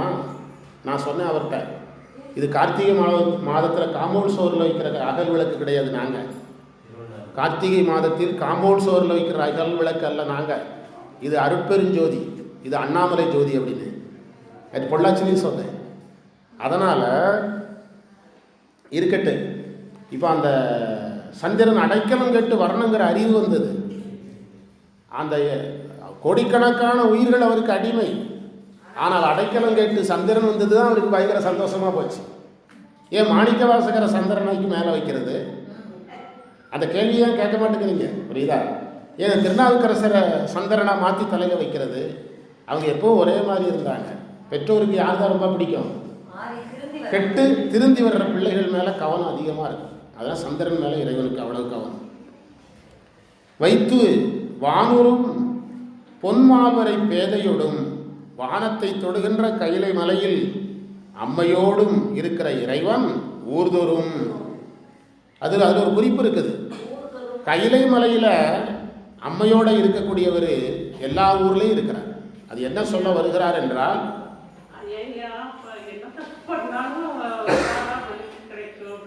மன்னிப்பு கிடைக்கிறதுனா எப்படின்னா, எல்லா தப்புக்கும் மன்னிப்பு கிடையாது சைவத்தில். நீ கேட்டதுனால சொல்கிறேன். சித்தியார் பரபக்கத்தில் எல்லோரையும் மன்னிக்க வேண்டும் அப்படின்னு பௌத்தன் சொல்கிறான். அருளந்தி சிவன் கேட்குறாரு, அப்போ உயிர்களை கொல்லக்கூடாதுன்னு சைவத்தில் இருக்குது. அப்போ காலையிலே எழுந்திரிச்சோன்னா வலையை எடுத்துகிட்டு போய் மீன் பிடிச்சி திங்கிறானா, அவனை மன்னிக்கிறதா மன்னிக்க வேண்டாமா? அவனுக்கு தண்டனை உண்டு, அவனை மன்னிக்கக்கூடாது அப்படிங்கிறார். சண்டை போடுறாரு யாருக்கிட்ட? அந்த பௌத்த இடத்துல சண்டை போடுறார். நீ சொல்கிற மாதிரிலாம் எல்லாரையும் மன்னிக்க முடியாது. மன்னிக்க வேண்டிய விஷயத்தை தான் மன்னிக்க முடியும். நமக்காக வரம் கேட்க வேண்டியது காமாட்சி அம்மை. அம்மை அந்த அம்மையே வரம் கேட்கும்போது என்ன சொல்லி கேட்டது? சிவன் உனக்கு எதிராக எந்த பாவம் செஞ்சாலும் மன்னிச்சிடாத சொல்லி கொடுக்குது, போட்டு கொடுக்குது. அம்மை சிவபெருமான்கிட்ட போட்டு கொடுக்குது. உனக்கு எதிராக ஏதாவது பாவத்தை செஞ்சாங்கன்னா விட்டுறாத அப்படி சொல்லிட்டு, இப்படி ஒரு சில இதை நீ மன்னிக்க வேண்டாம்னு கேட்டுட்டு தான் 32 அறங்களை செய்கிறதுக்கு உபகாரம் கேட்குது. யாரு? அம்மை. சைவத்தின்படி எல்லாவற்றிற்கும் என்ன கிடையாது? மன்னிப்பு கிடையாது. எல்லாவற்றிற்கும் மன்னிப்பு உண்டு என்று சைவத்தில் கிடையாது. சரியா? அந்த நம்ம இப்போ அபிநைக்கு வினையாம் என்று சொல்லும் அக்தறிவீர் உயிரை நாடாது இருப்பது உந்தமக்கு ஊனம் என்றே கைவினை செய்து எம்பிரான் கடல் ஓற்று நாம் அடியோம் செய்வினை வந்து எமை தீண்டப்பெறா திருநிலகண்டம். அதில் ஞானசம்பந்தர் கவனமாக தான் சொல்லியிருக்கிறார். அதாவது புண்ணிய சிவபுண்ணியங்களை செய்யுங்க, வினை ஒன்றும் பண்ணாதுன்னாரு. முதல்ல தப்பு செய்தவங்க சிவபுண்ணியம் செய்கிறாங்களான்னு பார்ப்போம். என்ன சொல்கிறீங்க? என்ன செய்கிறாங்களான்னு பார்ப்போம். முதல்ல சிவபுண்ணியம் செய்யுங்க, செய்வினை வந்து எமை வினை போகும்னு சொல்லலை. வினை ஒன்று பண்ணாதுன்னு தான் சொன்னார். வினை போயிரும் அவர் சொல்லலை. அந்த வினையை தடுத்து வைப்பதற்கு இது ஒரு வாய்ப்புன்னு தான் சொன்னார். அதுவே எதாகி விடாது. வினை நீங்குவதற்கான வழி, வினை நீக்கமாக அவர் சொல்ல, பாச நீக்கமாக சொல்ல. ஆமாம், அதுவும் இருக்குது. அதெல்லாம் இருக்குது, நிறையா இருக்குது. அறம்புரிந்து அருள் செய்த எம் அங்கடன் எறும்பியூர் மலையான் எங்கள் ஈசனே நரும்பொன் நான்மலர் கொன்றையும் நாகமும் துரும்பு செஞ்சடை தூமதி வைத்துளான் உரும்பொன் ஆழ்வரை பேதையோடு ஊர்தரும். அந்த ஊர்தரும் ரொம்ப முக்கியம். அந்த ஆனந்தராசன் ஐயா உரையில் படிச்சிங்கன்னா தெரியும். அந்த சிவப்பு கலர் புக்கில் சித்தாந்த விளக்கத்தில் இறைவன் உருவத்திருமேனி கொள்ள வேண்டியது ஏன், அதுக்கான விடை தான் இதில் அப்பர் சுவாமிகள் வச்சிருக்கிறார். ஊர்தொருங்கிற வார்த்தையில் இறைவன் ஊர்தொரும் கோயில் கொள்ளவில்லை என்றால் உயிர்கள் வழிபட்டு உயர முடியாது. உயிர்கள் வழிபாடு செய்து சரியை செய்து கிரியை செய்து யோகம் செய்து உயிர்கள் என்ன செய்ய முடியாது, உய்வடைய முடியாது. அதற்காக இறைவன் உருவத் திருமேனி கொண்டு, அது திருமந்திரத்தில் கூட பதிஞ்சிருக்கிறோம். இறைவன் அருவமாக இருக்கிறான், அருவுருவமாக இருக்கிறான். உருவமாக இருக்கும்போது மகேஸ்வரன் எனப்படுகிறான். நேற்று திருமந்திரத்தில் பதிஞ்சிருக்கிறோம். அருவமாக இருந்தால் பரமசிவன், அருவுருவமாக இருந்தால் சதாசிவன், உருவத்துக்கு வந்தால் மகேஸ்வரன் அப்படின்னு பதிவு பண்ணியிருக்கிறோம். அப்போ இறைவன் பரமசிவனாக இருக்கிறாரு. கோயில்கள் தோறும் சதாசிவனால் லிங்கத்தில் வர்றாரு. லிங்கத்தில் வந்தாலும் நமக்கு போதாது. அவரை இப்போ நீங்கள் சீர்காழி கோயிலுக்கே போனால் இறைவன் உருவத்திலையும் இருக்கிறார். 3 வகையான 3 தலம் அல்ல அந்த இதுக்குள்ளேயே 3 மூலவர். ஒவ்வொரு மூலவரும் வேறு மாதிரி இருப்பாங்க. அதே இந்த சரவேஸ்வரர்னா அதை போய் பார்க்குறோம்ல, உருவத்தில் இருக்கிறார்ல. சாமி உருவத்தில் இருக்கிறத நம்ம நடராஜர் எதில் வந்துடுறாரு, உருவத்தில் வந்துடுறாரு. ஆமாம், அப்படி உருவத்தில் வந்துடுறாரு. அதனால் அந்த ஊர்தரும் ஆமாம் எல்லா ஊர்லேயும் இருக்கிறார் அப்படி பொருள் அல்ல. அதற்கு பின்னால் இருக்கிற பொருள் என்னவென்றால், கையிலையில் மட்டுமே இவர் இருந்து கொண்டிருந்தால் நாம் இவரை என்ன செய்ய முடியாது, அனுபவிக்க முடியாது. எல்லாரும் கைலாயம் போக முடியுமா? கைலாயத்துக்கு எல்லாரும் போக முடியாது. அதுக்காக யாரே வர்றா? அதுதான் அதில் இருக்க இறைவனுடைய பெருங்கருணையை இவ்வாறு அப்பர் சுவாமிகள் வியந்தார்னு சொல்லணும்.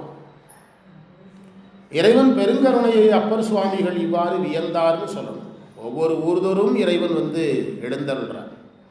இப்போது ஸ்டேட் பேங்கை விட ஏன் நமக்கு கூட்டுறவு பேங்க் பிடிக்குது? ஸ்டேட் பேங்க் போகிறத விட கூட்டுறவு பேங்க் போகிறத விரும்புவோம். ஸ்டேட் பேங்க் அக்கௌண்ட்டை விட கூட்டுறவு பேங்க் அக்கௌண்ட்டு நமக்கு பிடிக்கும். என்ன காரணம்னா, அப்ளிகேஷன் எல்லாம் தமிழில் இருக்கும். எங்கே பெரும்பாலும் கூட்டுறவு பேங்கில். கூட்டுறவு பேங்கில் எல்லாமே அவங்களே என்ன செஞ்சுருவாங்க, அங்கேயே எழுதி கொடுத்துருவாங்க. ஸ்டேட் பேங்கில் எழுதியெல்லாம் தரமாட்டாங்க. அப்போது அதே மாதிரி ஸ்டேட் பேங்க்னால் நீங்கள் சிட்டிக்கு போகணும். கூட்டுறவு பேங்குனா எல்லா அர்பன் ஏரியாவிலையும் இருக்கும், எல்லா கிராமத்து ஏரியாவிலையும் இருக்கும். அப்போது கையாளுவதற்கு எளிது என்பது அருகில் இருப்பது. ரேஷன் கடை வீட்டு பக்கத்தில் வந்தால் நமக்கு பிடிக்குது. வாட்டர் பைப் கனெக்ஷன் நம்ம வீட்டு பக்கத்தில் வந்தால் நமக்கு பிடிக்குது. அது பெரிய மல்டி மார்க்கெட்டிங் கடையாக இருந்தாலும் எங்கே இருந்தால் பிடிக்குது. அப்போ இறைவனும் அதே மாதிரி என்ன செய்கிறாரு, அதைத்தான் அப்பர் சுவாமிகள் ஊர்தோறும்னு பதிவு பண்ணார். என்ன அழகான வார்த்தை. கரும்பி ஊர்வன அடுத்த மந்திரம். கரும்பி என்றால் 3 பொருள் இருக்குது. சிறிது சிறிதாகன்னு ஒரு அர்த்தம். சிறிது சிறிதாக 2 பொருள். சிறிது சிறிதாக 1, இன்னொன்று சினம் கொண்டுன்னு அர்த்தம். சினம் கொண்டுன்னு ஒரு பொருள், இன்னொரு பொருள். உணவு எவ்வளவு சொல்லியிருக்காங்க, என்ன வரும் பேசிடுங்க சக்தி சார், வீட்டில் கேட்டுடுங்க. கரும்பி ஊர்வன 5 உள காயத்தில். மிக அழகான இடம், நல்லா ஸ்டெப்பாக அழகாக எழுதுறாரு. 8ஆம் வகுப்பா வந்துட்டு. நம்முடைய உடம்புல 5 புலன்கள் இருக்கிறது. அந்த 5 புலன்கள் எப்படி இருக்கிறதுனா, கரும்பி சிறிது சிறிதாக அல்லது சினமுடையதாக இருக்கிறது. சினமுடையதாக இருக்கிறது. இந்த சினமுடையதாக என்பது தான் கரெக்ட்.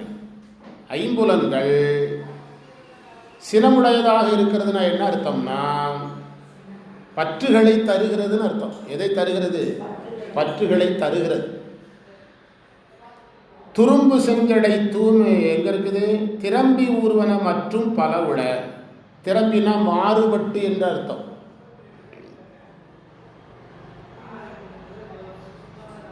நேற்று பொள்ளாச்சியில் இந்த கான்செப்ட் மட்டுமே 1/2 மணி நேரம் பேசணும். பயன்படுத்தினாங்களா சார்? என்ன போட்டிருக்காங்க? சரி போட்டிருக்காங்களா? பொள்ளாச்சியில் இதை மட்டுமே பேசணும். சரியா? ஐம்புல வேடருங்கிறது இதில் வருது. இந்த இடத்துல சொல்கிறார், ஐம்புல வேடரின் அயர்ந்தனை வளர்ந்தன தம்முதல் குருவுமாய் தவத்தினில் உணர்த்த விட்டு அந்நியமின்மையின் அறங்கடல் செல்லுமே. ஐம்புல வேடரின் அயர்ந்தனை வளர்ந்தன. இப்படி கேட்குறேனே, வேடர்கள் கோபம் உடையவங்களா ரொம்ப சாதுவாக காந்தியடிகள் மாதிரி இருப்பாங்களா? அதனால தான் ஐம்புலன்களோட கோபத்தை கொண்டு சேர்க்கிறார், சினந்து அப்படின்னு கொண்டு சேர்க்கிறார். நம்ம உடம்புல 5 புலன்கள் இருக்கிறது. அது நம்மை பற்றுள்ளவர்களாக மாற்றுகிறது. மெய் ஒரு பற்றுக்கு அடிமையாகிறது, வாயு ஒரு பற்றுக்கு அடிமையாகிறது, கண் ஒரு பற்றுக்கு அடிமையாகிறது, மூக்கு ஒரு பற்றுக்கு அடிமையாகிறது. அதாவது ஒரு மனமே நமக்கு அந்த உணவின் மேலே விருப்பத்தை போய். நாங்கள் பள்ளிக்கூடத்தில் படிக்கும்போது இல்லை, பாடம் நடத்தும்போது இடையில குடியிருப்புக்கு எங்களுக்கு இடையில ஒரு சின்ன சுவர் தான் இருக்கும். அங்கே என்ன உணவு சமைச்சாலும் அந்த தாளிக்கிறது, அந்த சுமல் எல்லாமே வந்துடும். அது நமக்கு எந்த உணர்வை தூண்டும்? அந்த உணர்வை தூண்டும். மூக்குங்கிறது சாதாரணமாக நினைக்காதீங்க, தூண்டும். மெய்வாய் கண் மூக்கு செவி இவைகள் சினமுடையதுன்னா, இப்போ இந்த மெய்வாய் கண் மூக்கு செவியை நீங்கள் வெளியே நிறைய மார்க்கங்கள் இருக்குது, அவங்கக்கிட்ட போனீங்கன்னா நீ இவற்றையெல்லாம் கட்டுப்படுத்தணும். சைவத்தில் அதை பற்றி பேசுகிறதே கிடையாது. நல்லதை சொல்லி கொடுத்துக்கிட்டே இருப்போம் சைவத்தில். எது போயிட்டே இருக்கோம்? கெட்ட இவ்வளோதான் சைவத்தில், வேறு ரூட்டே கிடையாது. நல்லதை சொல்லி கொடுத்துக்கிட்டே இருப்போம், கெட்டது உங்களுக்கு தெரியாமல் என்ன செய்துக்கிட்டே இருக்கோம், போயிட்டே இருக்கும். நேராக உட்காரு, நிமிர்ந்து உட்காரு, கண்ணை மூடு, புரியுதா? கவனி, வெளியில் கேட்கின்ற எந்த சத்தத்தையும் கவனிக்க வேண்டாம். அது பேர் தான் கவனிப்பான்.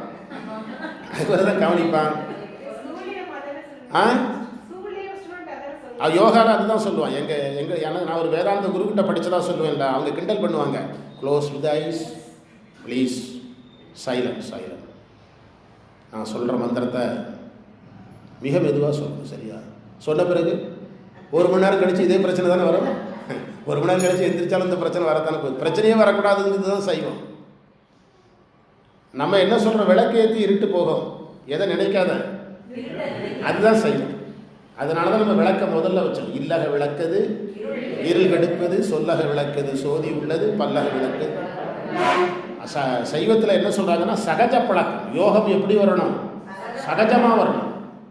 ஒரு இடத்துல போய் ஒரு அமைதியான இடம் எனக்கு கிடைச்சாதான் யோகம் வரும்னு சொல்லக்கூடாது. நான் யோகம் செய்யணும்னா ஒரு இடம் அமைதியாக இருக்கணும், அங்கே யாருமே பேசக்கூடாது, யாரும் செல்போன் பேசக்கூடாது. எந்த இடமும் நமக்கு ஏற்றபடி அமையாது, வீடு கூட அமையாது. இப்போ நான் பூஜை பண்ணுறேன்னா முதல்ல ஒரு பேச்சு தான் டிஸ்டர்ப் பண்ணிச்சுது. இப்போ 2வது ஆளும் வந்தாச்சு, எல்லாம் எடுத்து வச்சு போகிறக்குள்ள எல்லாத்தையும் எடுத்துகிட்டு போயிடுறாங்க.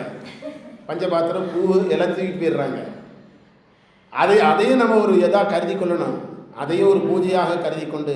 நேற்று திருமந்திரத்தில் பார்த்தோம், 10 வகை காற்று நம்ம உடம்புக்குள்ளே செயல்படுது. அதை சிவபூஜையாக பாருன்னு சொல்கிறார் திருமூலர். பிண்டலிங்கங்கிற தலைப்பில் 7ஆம் தந்திரத்தில் 10 வகை காற்று உனக்குள் செயல்படுகிறது, அது உனக்குள் நடக்கின்ற என்ன பூஜை? சிவபூஜைங்கிறது. அப்போ எல்லாமே சிவபூஜை தான், அப்படி பார்க்கணும்.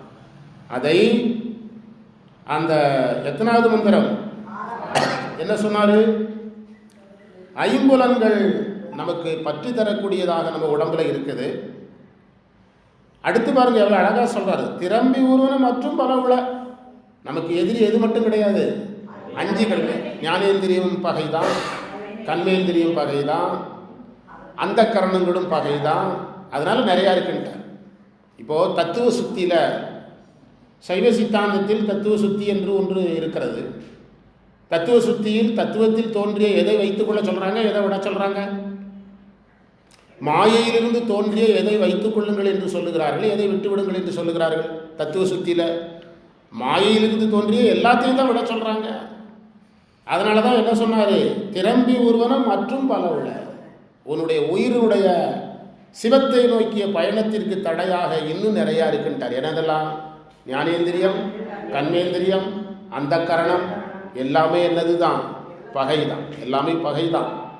நீ பற்றுள்ளவனாக இருந்தால், பற்றில்லாதவனாக இருந்தால் நீ அதை பொருள் வசப்படாமல் செய்து என்ன வசப்பட செய்ய வைக்கலாம்? அருள் வசப்பட வைக்கலாம். அதான் அங்கமாலை போன்றவைகள் அதெல்லாம் அருள் வசப்படுதலுக்கு வைக்கலாம். குறும்பி ஊர்வது ஓர் கூட்டு அகத்து இட்டு எனை. அடுத்து திருநாவுக்கரசர் நேரடியாக பேசுவார். அழகா இருக்கு, அற்புதமான வரிகள். குறும்பினா அழுக்குன்னு அர்த்தம். குறும்பினா அழுக்கு.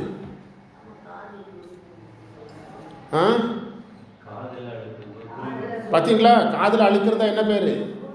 பார்த்தீங்களா? குறும்பினா அழுக்குன்னு பொருள்.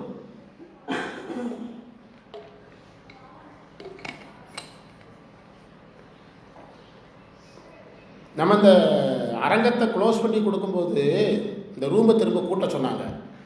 பிறகு பாத்ரூம் எல்லாம் கூட்டியிருக்கான்னு பார்க்க சொன்னாங்க. அந்த ஐயா சொன்னார். ஆனால் சாயங்காலம் போகும்போது 2-3 பேர் அதை செக் பண்ணியிருக்கேன். மீண்டும் ஒரு முறை அறை கூட்ட சொல்லியிருக்காங்க. அதே மாதிரி எதெல்லாம் செக் பண்ண சொல்லியிருக்காங்க, பாத்ரூம் ஃபுல்லாக க்ளோஸ் பண்ணியிருக்கான்னு பார்க்க சொன்னாங்க. கொஞ்சம் சுத்தம் பண்ணி வச்சுட்டு போயிருங்கன்னு சொல்லிட்டு சொன்னாங்க. வெளியே ஒரு லைட் போட்டு போயிருங்க. குறும்பி ஊறுவது ஒரு கூட்டு அகத்து இட்டு என்னை. என்ன அழகான வார்த்தை. ஒரு கூட்டுக்குள்ளே என்னை விட்டுட்டு போயிட்டான். திருக்குறளில் சைவ சித்தாந்தம்ங்கிற நூலில் உடம்பு எதாக சொல்லப்பட்டிருக்கிறது? ஒரு கூடாகத்தான் சொல்லப்பட்டிருக்கிறது. உடம்புக்கும் உயிருக்கும் என்ன தொடர்புன்னு வள்ளுவர்கிட்ட கேட்டாங்க. உடம்போடு உயிரிடை நட்புன்னு ஒரு குறள் முடியுது. அந்த குறளில் வள்ளுவர் சொன்னார், ஒரு பறவைக்கும் அதனுடைய கூட்டுக்கும் என்ன சம்பந்தமோ அதுதான் உன்னுடைய உடம்புக்கும் உனக்கும் அப்படிங்க. உடம்போடு உயிரிடை நட்பு அப்படின்னு அந்த திருக்குறள் முடியும். அதில் என்ன சொல்றாரு? உயிருக்கும் உடம்புக்குமான தொடர்பு என்ன? பறவைக்கும் பறவை கூட்டுக்கும் என்ன தொடர்பு? பறவை எதை விட்டுட்டு வெளியேறணும்? கூட்டை விட்டு வெளியேறணும். நாம எதை விட்டு வெளியேறணும்? ஆனால் எதற்கு தயாராக இல்லை? அதை கரெக்டாக அங்கே வச்சார். ஐம்புலன்களோடு சேர்ந்து கொள்ள தயார், ஞானேந்திரியத்தோடு இருக்க தயார், கண்மேந்திரியத்தோடு இருக்க தயார், அந்த கரணத்தோடு இருக்க தயார். ஆனால் அவள் எதையும் விடுவதற்கு நாம் தயாராக இல்லை. அதை கரெக்டாக 6வது மந்திரத்தில் அந்த பற்றறுத்தலை பதிவு செய்கிறார். அழகாக பதிவு செய்கிறார். ஸ்டெப்பாக கொண்டு போகிறார். நல்ல அழகாக. குறும்பி ஊறுவது அடுக்குடைய உடம்புன்ட்டார். அப்போ தான் நமக்கு எது மேலே பற்று போக சீவாய்ந்து ஈமொய்த்து அடுக்கொடு திரியும். சரியான இடத்துக்கு வந்துட்டீங்களா? மாணிக்க வாசகர் திருவாசகத்தில் சொல்கிறார். அது அந்த இடமும் இந்த இடமும் ஒரே இடம். குறும்பி ஊறுவது ஒரு கூட்டு அகத்து இட்டு என்ன. இது ஒரு கூடு அப்படிங்கிறார். எப்போது இந்த உடம்பை அவர் ஒரு கூடு என்று சொன்னாரோ அப்போதே திருநாவுக்கரசருக்கு எதன் மேல் பற்று இல்லை. நாம் இந்த உடம்பை எதுன்னு சொல்ல தயார் கிடையாது, கூடு என்று சொல்ல தயார் கிடையாது. இந்த உடம்பை நாம் ஆன்மான்லாம் சொல்லிட்டு இருக்கிறோம். வேறாக நான் ஏது? இந்த உடம்பை நம்ம உயிர்னு சொல்லிட்டு இருக்கிறோம். உடம்பு தான் சார் எனக்கு எல்லாமே. தலையே போகிற வேலை இருந்தாலும் சரி சார், மாஸ்டர் செக்கப் ஒரு தடவை வருஷத்துக்கு ஒரு தடவை பண்ணிடுவேன். மாஸ்டர் செக்கப்பில் என்ன சொன்னாங்க? வருஷந்தோறும் எந்த நோயும் இல்லைன்னு சொல்லிட்டாங்க. அப்போ அந்த காசு வேறு எதுக்காக நல்லதுக்கு பயன்படுத்தலாமல்ல. எனக்கு அப்படி தோணும். டாக்டரே ஒன்றும் இல்லைன்னு சொன்னால் பண்ண சொல்கிறாங்க. இப்போ டாக்டர்கிட்ட கேட்டால் மாஸ்டர் செக்கப் கம்பல்சரி பண்ண தான் சொல்லுவார். நான் சித்தாந்தத்துக்காக சொல்கிறேன், புரியுதா?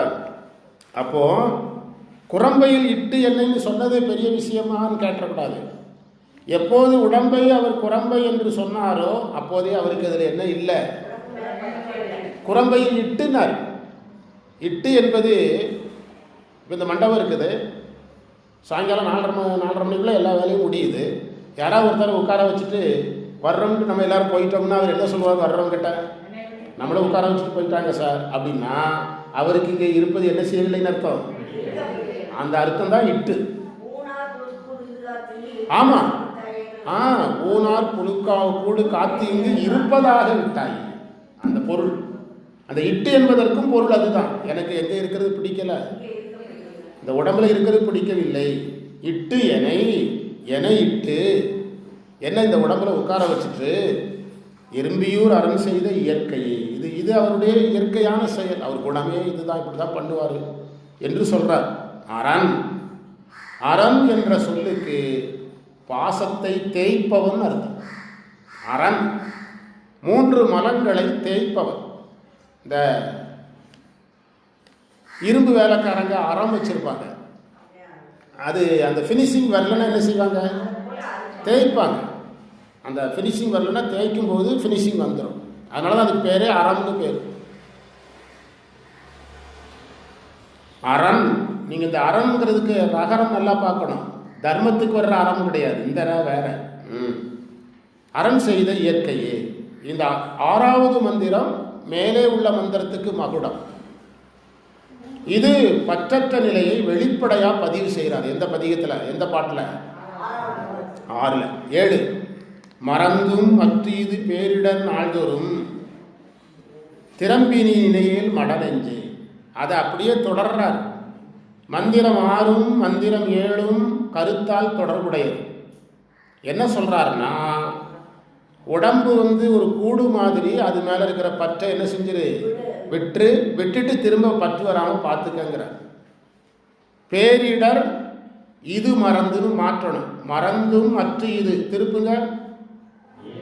பேரிடர் இது மறந்து என்று திருப்பணும். பேரிடர் இது மறந்து. இது என்பது உடம்பு. சின்ன பதிகம் தாங்க, பொருள் அதிகங்க, ரொம்ப அதிகம். பேரிடர்னா துன்பம்னு அர்த்தம். இது பேரிடர். இந்த உடம்பு நிறைய துன்பம் நிறைந்ததாக இருக்கிறது. நாள்தோறும் திறம்பினி நிலையில் திறம்பினா, அந்த திறம்பினா திரும்பி, அல்லது திறம்பி என்பதற்கு நேரடியான பொருள் உடல் நினைவில் மாறுபட்டு, உடல் உணர்வில் மாறுபட்டு. 2வது வரியின் கடைசி பகுதி என்ன? திறம்பினி நினையேல் மடநெஞ்சே. எதை நினைக்காதே? உடம்பின் மேல் பற்று கொண்டு இனிமேல் எதை நினைக்காத? உடம்ப நினைக்காத. 6வது மந்திரமும் 7வது மந்திரமும் கருத்தால் தொடர்புடையது. அதாவது இந்த உடம்பு துன்பத்திற்கு இடமாக இருக்கிறது. இந்த உடம்பு எதற்கு இடமாக இருக்கிறது? பெரியவங்களுக்கு. இது குழந்தைகளுக்கெல்லாம் கிடையாது. ஸ்கூல் பிள்ளைகள்லாம் பயந்துடக்கூடாது. என்ன இப்போ காலையிலே ஆரம்பிச்சிருவாங்க போல, எல்லாம் நம்மளை சாமியாராக்கி தான் விடுவாங்க போலன்ட்டு. அப்படி கிடையாது. அப்படியெல்லாம் ஒன்று சொன்ன உடனே யாருக்கும் பற்று போயிடாது. என்ன சொல்கிறீங்க? பற்று போகணுங்கிறதையும் யார் தான் முடிவு பண்ணணும்? சாமி தான் முடிவு பண்ணணும். அது சொன்னதுனாலேயோ படித்ததுனாலேயோ எது போயிடாது, பற்று போகாது. மறந்தும் மற்ற இது பேரிடர் நாள்தோறும் திறம்பினி நிலையில் மடநெஞ்சு. இந்த உடம்பு மேலே இருக்கிற பேரிடருக்கு இடமாக ஒரு உடம்பு இருக்கிறது. உடம்பு மேல் நமக்கு ஏன் பற்று வருகிறது என்றால், இந்த உடம்பை வைத்துக்கொண்டு நாம் ஏதோ பெரிய இன்பத்தை அனுபவிக்கப் போவது போல் நினைக்கிறோம். அப்பர் சொல்றாரு, அப்படி இல்லைப்பா, இது எதற்குரிய இடம்? துன்பத்திற்கான இடம். அதாவது வினை பிறவி என்கின்ற வேதனை. மாணிக்கவாசகர் சொல்றார், வினை பிறவி என்கின்ற வேதனை அப்படிங்கிறார். இந்த உடம்பால் நமக்கு வேதனை தான் என்பது தெரிஞ்சதுன்னா, இது மேலே பற்று போய் யார் மேலே வரும்? இறைவன் மேலே வரும். நமக்கு பற்று எது மேலே தான் வருது? உடம்பு மேல் வருகிறது. அதை விட்டு உடல் உணர்வை நீ என்ன செஞ்சிரு? மறந்துரு. மறந்த பிறகு திரும்பவும் அது மேலே நமக்கு நினைவு வரும். 9ஆம் நூற்பாவில் கடைசியில் ஒரு செய்தி இருக்குது. வேம்பு துன்ற புழு போல நோக்கிட்டை நோக்கி நிற்குமாகலாம் அப்படின்னு ஒரு மெய்கண்டார் சொல்கிறார். 3ஆம் அதிகரணத்தில் சொல்கிறார். ஊனக்கண் பாசம் உணராப்பதியை ஞானக்கண்ணில் சிந்தை நாடி. அதிகரணம் 1. புறாத்துணை தேர்த்தியன பாசம் ஒருவ. அதிகரணம் 2. தன்னிடலாம் பதி விதி என்னும் அஞ்செடுத்து. நிசீபெஞ்சாக்கரத்தை விதிப்படி உச்சரிக்க என்பது இவ் ஆன்மாக்களுக்கு, இப்போதான் நான் சொல்ல வந்த செய்தியை சொல்கிறேன், இவ் ஆன்மாக்களுக்கு ஞானம் பிரகாசித்தும் அஞ்ஞானத்தை வெம்புதின்ற புழு போல நோக்கிட்டே நோக்கி நிற்கும் ஆகலாம் அப்படின்னு ஏதில் சொல்கிறார். யார்? மெய்கண்டார். அதுக்கு பொருள் என்ன? அந்த பொருள் தான் இப்போ சொல்கிறார். என்ன பொருள்னா, அந்த அதில் சொன்னார், ஒரு வார்த்தையை போட்டார் பாருங்க. எத்தனாவது மந்திரம்? 7வது மந்திரம். நினையேங்கிற வார்த்தையை போட்டார் பாருங்க. எதிர்மறையில் நினைக்காத, அதுக்கு பிறகுனார் நினையேல். அதில் என்ன சொல்லுதுன்னா, மெய்கண்டார் என்ன சொல்கிறாருன்னா, ஒரு வேப்ப மரத்தில் ஒரு புழு வாழ்ந்து கொண்டிருக்குது. கதை சொல்கிறார். அதில் இவ் ஆன்மாக்களுக்கு ஞானம் பிரகாசித்தும் அஞ்ஞானத்தை வெம்பு தின்ற புழு போல நோக்கிட்டை நோக்கி நிற்கும் ஆகலாம். அதற்கு என்ன பொருள்னா, ஒரு புழு எதில் வாழ்ந்தது? வேப்ப மரத்தில் வாழ்ந்து கொண்டே இருக்குது. சின்ன வயசுலேருந்தே எதை சாப்பிட்டு பழகிட்டு? வேப்ப இலை, வேப்பப்பட்டை, வேப்பக்காய், வேப்பம்பழம் எல்லாமே வேம்பிலே சாப்பிட்டு பழகிட்டு. ஒரு நாள் அது தடுமாறி கீழே விழுந்துச்சு. கீழே பார்த்தா கரும்பு தோட்டம். அப்போ என்ன சாப்பிட்டு பழகுது? கரும்பு சாப்பிட்டு பழகுது. என்னதான் இனிப்பான கரும்பு கிடைச்சாலும் அதற்கு மிக அதிக காலமாக சாப்பிட்ட எதன் மேல் விருப்பம் இருக்குமா? அந்த வேப்ப மரத்தின் மேல் விருப்பம் இருக்குமா? அந்த வேப்பமரம் அந்த என்னதான் கரும்பை சாப்பிட்டாலும், இப்போ நீங்கள் ஸ்டார் ஹோட்டல் 7 ஸ்டார் ஹோட்டலில் கூப்பிட்டு போய் முதல் நாள் விரும்பி சாப்பிடுவீங்க, 2-3 நாள் 7 நாள் அல்லது 4 நாள் விருந்துன்னு வச்சுருக்கீங்களா, 2வது நாள் விரும்பி சாப்பிடுவீங்க. 3வது நாள் உங்கள் வீட்டில் சாப்பிட்ற பழைய சாதனை ஞாபகம் வர ஆரம்பிக்கும். இதுக்கு நம்ம வீட்டு உப்புமா எவ்வளோ பரவாயில்ல, இவங்கிட்ட ஓயாமல் இதே சாம்பார் இதே சட்னி திங்கிறதுக்கு அப்படின்னு எது மேலே நினைவு வரும்? அதுபோல் இந்த புழுவுக்கு எதனுடைய ஞாபகம் வருமா? வேம்பு தின்ற புழு போல நோக்கிட்டே நோக்கி நிற்குமாகிறார். முதலில் அனுபவித்ததை மீண்டும் அது விரும்பும் அப்படிங்கிறார். பயங்கரமான இடம். எத்தனாம் நூற்பாவில் இருக்குது? 9ஆம் நூற்பாவில் இருக்குது. அது மாதிரி உடம்பை நீங்கள் மறந்தாலும் நம்மை அறியாமலே பல ஆண்டுகள் நாம் இந்த எதிலே இருந்துட்டோம். இந்த உடல் பற்றிலே நம்ம இருந்துட்டதுனால பற்று போனாலும் திரும்ப என்ன செஞ்சிடும்? வந்துடும். துறவுக்கு போயிட்டு திருமணத்துக்கு வந்துடுறாங்க. இப்போ ஒரு சாமியார் வந்துட்டாரு, துறவு நான் இல்லறத்தான் துறவியாகலாம். துறவி யாராகக்கூடாது? இல்லறத்தான் ஆகக்கூடாது. துறவி இல்லறத்தான் ஆகக்கூடாது. இல்லறத்தான் துறவி ஆகலாம். அது இது எல்லா மதத்திலையும் நடக்குது. வடிவேல் ஒரு படத்தில் சொல்லுவார், ரவுடி பாகவதர் ஆகலாம். பாகவதர் யாராகக்கூடாது? ரவுடியாகக்கூடாது. வடிவேல் ஒரு படத்தில் சொல்லுவார். இவர் பார்க்க போயிருப்பார், கச்சேரியில் பாடிட்டு இருக்கிறது டெல்லி இவரா வெண்ணிற ஆடை மூர்த்தி. அவர் டென்ஷன் ஆகி வீணை எடுத்து அடிக்கிறதுக்கு வருவார். அதுக்கு சொல்லுவார், ரவுடி பாகவதராகலாம், பாகவதர் ரவுடியாக இருக்க. அது மாதிரி திரும்ப அதனால தான் நம்ம இந்து தர்மத்தில் அந்த துறவு நிலைக்கு முறையாக துறவு நிலைக்கு போன பிறகு அவங்களுக்கு விதி வகுத்துருவாங்க. இப்போ எனக்கு பகவத்கீதை சொல்லிக் கொடுத்த குரு கோயம்புத்தூர்லேயே தான் மடத்தில் தான் இருந்தாங்க. ஆனால் இப்படி ஒரு பணி உனக்கு நியமிக்கப்படுகிறது, நீ துறவு வாங்குகிறாய், வெளியேறு அப்படின்னு வெளியேறுன்னு சொல்லிட்டாங்கன்னா அதுக்கப்புறம் அந்த ஊருக்குள்ளே அதிகமாக என்ன செய்யக்கூடாது? தங்கக்கூடாது. வேதாந்த மரபில் வந்தாலுமே அதிக நாள் தங்கக்கூடாது. வெளியூரில் தான் போய் தங்கணும். அவங்க கோயம்புத்தூர்லேருந்து உடுமலைப்பேட்டைக்கு வந்ததே என்ன வாங்கினதுனால தான்? துறவு வாங்கினதுனால தான். எப்போ துறவு வாங்கினே உனக்கு இந்த இடம் கிடையாது, கிளம்பி போயிட்டே எங்கேயாவது போய் ஏதோ ஒரு அரச மரத்துலேயே உட்காந்துக்க, அப்படி தான் வந்தாங்க. அதைத்தான் திறம்பி நீ நினையல் மடனெஞ்சை புறம் செய்கோல குரம்பையில் இட்டு என்னை பாருங்க. உடம்பு திரும்பவும் சொல்லு, திரும்பவும் குரம்பைங்கிறார். புறம் செய் கோல குரம்பை. இப்போ நம்ம பைக்கை கொண்டு ஒர்க் ஷாப்பில் விடுறோம். நீங்கள் ஒன்றும் இல்லை, 40 லட்ச ரூபாய்க்கு காரை வாங்கிட்டு காரில் உள்ள கொஞ்சம் செட்டிங் எல்லாம் மாற்றி கொடுங்கன்னு மட்டும் ஒன்றும் ஒர்க் ஷாப்பில் விட்டுருங்க. விட்டுட்டு ஒரு டீ குடிச்சிட்டு அதை பிரித்த பிறகு பார்த்தீங்கன்னா உங்களுக்கே ஏன்டா காரை விட்டோம்னு இருக்கும். கார் பார்த்தா பரிதாபமாக இருக்கும். எல்லாம் பார்ட்டெல்லாம் கலட்டி போட்டு எல்லாம் அந்த சீட்டுக்கிட்டு எல்லாம் கிழிச்சு எரிஞ்சிருவாங்க, எல்லாம் எரிஞ்சிருவாங்க. ஆமாம், எல்லாம் பார்த்தா உங்களுக்கு பார்த்தா நம்ம காராக இப்படி இருக்குதுன்னு தோணும். அதே மாதிரி தான் பைக்கு, அதே மாதிரி தான் நம்ம உடம்பு. புறந்தோல் போர்த்து புழுகளுக்கு மூடி. புறந்தோல் போர்த்துக்கிறதுக்குனால எது தெரியலை. புறந்தோல் போர்த்து புழுகளுக்கு மூடினார். அதைத்தான் புறம் செய் கோலம். வெளியே இது கோலம் செய்யப்பட்டிருக்கிறது. நீ இந்த தோல் இல்லாமல் கற்பனை செய்து பாருங்கிற. தோல் இல்லாமல் இந்த உடம்பை கற்பனை செய்து பார். மொய்ப்பால் நரம்பு கயிறாக மூளை என்பு தோல் போர்த்த குப்பாயம். இது ஒரு சட்டை, மாணிக்கவாசகர் சொல்றார். அதனால அதுக்கு கோலம் செய்து அதுக்கு அழகாக சட்டையெல்லாம் தச்சு போட்டு அதற்கு நல்ல அலங்கார பொருட்களை எல்லாம் உடம்புக்கு பயன்படுத்தி அதை நம்ம என்ன செய்கிறோம்? கோலம் செய்கிறோம், நம்ம அழகுபடுத்தி கொள்ளுகிறோம். குரம்பையில் இட்டு என்னை எறும்பியூர் அரண் செய்த இயற்கையே. அந்த ரெண்டுலேயும் என்ன வார்த்தையை போட்டிருக்கிறார் பாருங்க, இயற்கை. இயற்கைன்னா இது இறைவனுடைய குணம்னு அர்த்தம். இன்பமும் பிறப்பும் இறப்பினோடு துன்பமும் உடனே வைத்த சோதியான். சார், அதாவது 5 வரைக்கும் இயல்பாக பேசிகிட்டு இருந்தவர் பிறகு ஃபுல்லாக சைவ சித்தாந்தத்தை வச்சு விட்டார். இன்பமும் பிறப்பும் இறப்பினோடு துன்பமும் உடனே வைத்த சோதியான். டீ வாங்கிறதுக்கு ஆள் போயிட்டா ஃபோன் பண்ணிட்டு போங்க அல்லது வாங்க சொல்லுங்க, டீ கொடுத்தீங்கன்னா சரியாக இருக்கும். இன்பமும் பிறப்பும் இறப்பினோடு இன்பமும் உடனே வைத்த சோதியான். மந்திர எண் 8, 8வது மந்திரம். அதுக்கப்புறம் என்ன சொல்றாரு? அன்பனே அரணே என்று அரற்றுவார்க்கு. சார், எவ்வளவு அழகான மந்திரம் பாருங்க. இன்பனாகும் எறும்பியூர் ஈசனே. இந்த இன்பங்கிற வார்த்தையை ஏன் சார் இவ்வளவு நேரமும் பயன்படுத்தலை? அதுதான் இன்னைக்கு தலைப்பு. ஒரு தேவாரத்தை கொடுத்தா ஒரு நாள் முழுதும் பேசிக்கிட்டே இருப்பீங்களா அப்படின்னு உங்களுக்கு தோணுது. நான் ஏன் பேசணுங்கிறதுக்கு வினா இதுதான்.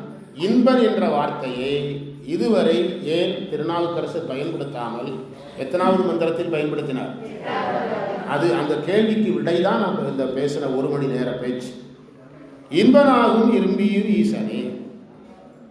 அந்த அரற்றுதல் என்ற சொல்லுக்கு பலமுறை சொல்லுதல் அர்த்தம். அதில் எல்லா வார்த்தைகளும் புரியும். சிலருக்கு அரற்றுதல்னா என்னதுன்னு சந்தேகம் வரும். அரற்றுதல்னா பலமுறை சொல்லுதல். அரற்றுதல் அதாவது பொதுவாக இன்பத்திலேயே நம்ம அரற்றுவோம், துன்பத்திலேயும் அரற்றுவோம். யாரோ ஒருத்தர் இறந்துட்டாங்க, அந்த அந்த இழப்புக்கு உள்ளானவங்ககிட்ட போய் உட்கார்ந்தோம்னா காலையில் 6 மணிக்கு 7 மணிக்கெலாம் நல்லா தானே சார் இருந்தார், 8 மணிக்கு 2 இட்லி சாப்பிட்டவர் தானே சார். அப்புறம் அடுத்தவர் வந்தாட்டே அவங்ககிட்டயும் அதே சொல்லுவாங்க. அது அது இன்பத்திலையும் வரும், துன்பத்திலையும் வரும். அரற்றுதல் என்பது பலமுறை சொல்லுவார், பலமுறை சொல்லுவார். அந்த இன்பமும் பிறப்பும் இருப்பினோடு துன்பமும் உடனே வைத்த சோதியான். எல்லாத்தையும் சேர்த்து வச்சிருக்கிற ஜோதியான்ட்டார். மலைக்கு ஏற்றபடி என்னன்ட்டாரு? ஜோதியான் அப்படின்ட்டார். இந்த ஜோதியை ஏன் இதுவரைக்கும் பேசலை? அன்பனேங்கிற வார்த்தையை ஏன் பேசலை?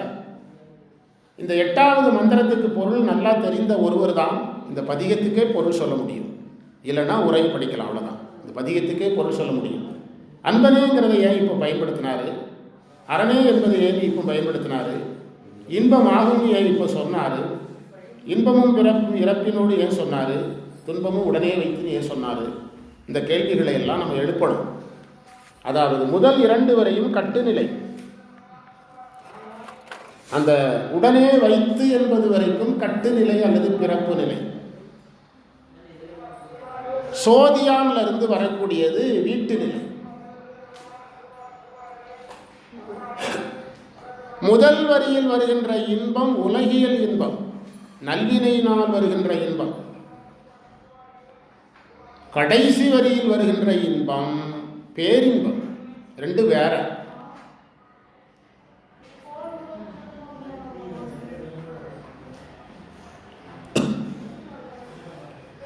அந்த முதல் 2 வரியில் வருகின்ற இன்பம் துன்பம் என்பவைகளெல்லாம் நல்வினை தீவினைகளால் வரக்கூடியது. அது பிறப்பால் வரக்கூடியது. அதையெல்லாம் நம்ம கூடவே இறைவன் வைத்திருக்கிறாரு அப்படின்னா. அதற்கு பிறகு சோதியான்கிற வார்த்தையை அவர் எப்போ கையில் எடுத்தாரோ அதிலிருந்து வீட்டு நிலை. இறைவன் யாருக்கு ஜோதி? என்ன விட்டவருக்கு? பற்று விட்டவருக்கு ஜோதி, பற்று விட்டவருக்கு ஜோதி. அதுக்கு அந்த பின்னால் 2 மந்திரத்தில் ரிவர்ஸில் போகணும். உடம்பை சொல்கிறார்ல, எங்கே இருக்குது? கரும்பி ஊர்வன 5 ஐம்புலன்கள்லேருந்து ஆரம்பிக்கணும். 6 7 ஐம்புலன்கள் இருக்குது, நமக்கு எதிராக செயல்படக்கூடியது. இந்த உடம்புக்குள்ளே கொண்டு இதை உட்கார வச்சுட்டாரு. இது ஒரு கூடு, அதில் என்ன உட்கார வச்சுட்டாரு. இந்த உடம்பை மறந்துருங்கப்பா, மறந்த பிறகு என்ன செய்யாதீங்க, நினைக்காதீங்க என்று சொன்ன பிறகுதான் இறைவனை எதாக வர்ணித்தார்? ஜோதியாக வர்ணித்தார். செய்தி என்னவென்றால், சாதனத்தின் மூலம் பற்று விட்டவருக்கு இறைவன் எதாக தெரிவான்? ஜோதியாக தெரிவான். இதான் செய்தி.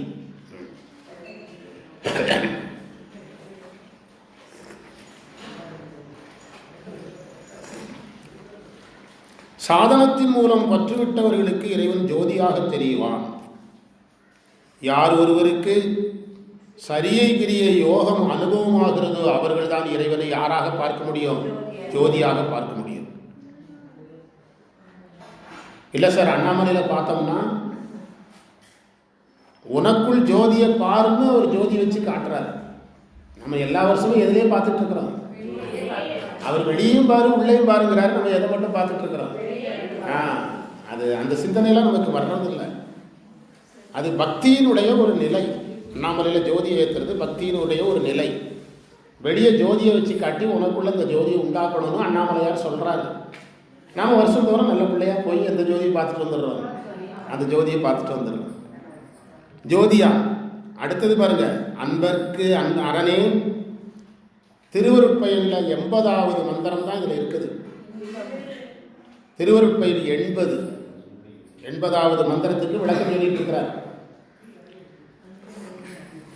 இன்பில் இனிது என்றல் இன்று உண்டேன் இன்று உண்டாம் அன்பு நிலையே அது. அதான் திருவருட்பயன். திருவருட்பயனில் இன்புறு நிலைன்னு ஒரு தலைப்பு இருக்கு. 71 முதல் 80 வரைக்கும். அந்த 10 மந்திரத்துக்கு இந்த ஒரு மந்திரம் போதும். 10 மந்திரத்தை புரிஞ்சுக்கிறது. அந்த திருவருட்பயன் மந்திரத்தில் உமாபதி சிவன் என்ன சொல்றாருன்னா, அன்பு வந்தா இன்பம் வருங்கிறார். இங்கே என்ன சொன்னார்? 3வது வரியில அன்பனே, 4வது வரியில இன்பம். இவ்வளவு கஷ்டப்பட்டு தேவாரம் படிக்கணுமா சார்னா, என் திருவாசகத்தை வச்சு சொல்லுவோமே, இன்பமே என்னுடைய அன்பே, இதே கான்செப்ட் தான். இன்னொன்று மாணிக்க வாசகத்தை இருக்குது, அன்பினில் விளைந்த ஆரமுதுக்கு இன்னொரு பேர் தான் இன்பம். ஆரமுதி என்ன சொல்ல வர்றீங்க? அன்பையும் பேரின்பத்தையும் என்ன செய்ய முடியாது? பிரிக்க முடியாது. ரெண்டும் ஒரே இடத்துல இருக்கும். அதை அன்பருக்கு அன்பனே, அதைத்தான் திருநாவுக்கரசர் இந்த பதிவு பண்றார். சரியா? தேநீர் குடிங்க, எல்லாரும் தொடர்ந்து படிக்கும்.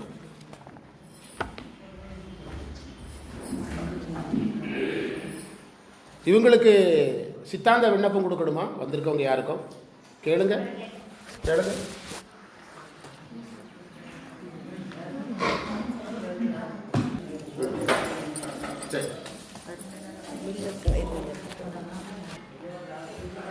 சித்தாந்த வகுப்பு கோயில்ல நடக்கும். திருமுறை மட்டும்தான் எங்க இங்க. சரியா? சித்தாந்தம் எப்போ போல எங்க போயிடலாம், கோயில்.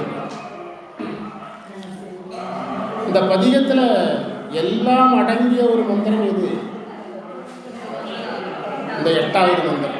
அற்புதமான மந்திரம். இன்பமும் பிறப்பும் இறப்பினோடு துன்பமும்.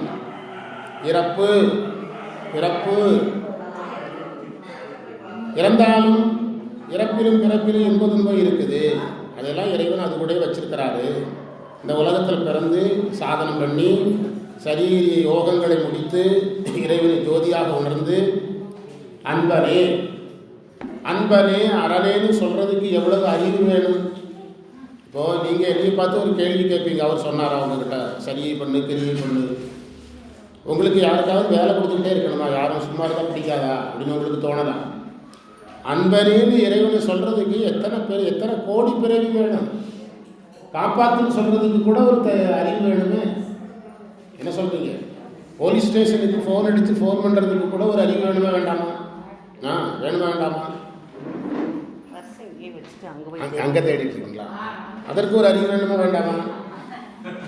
அதைத்தான் அன்பனே அரணே, என்ன அழகான வார்த்தை.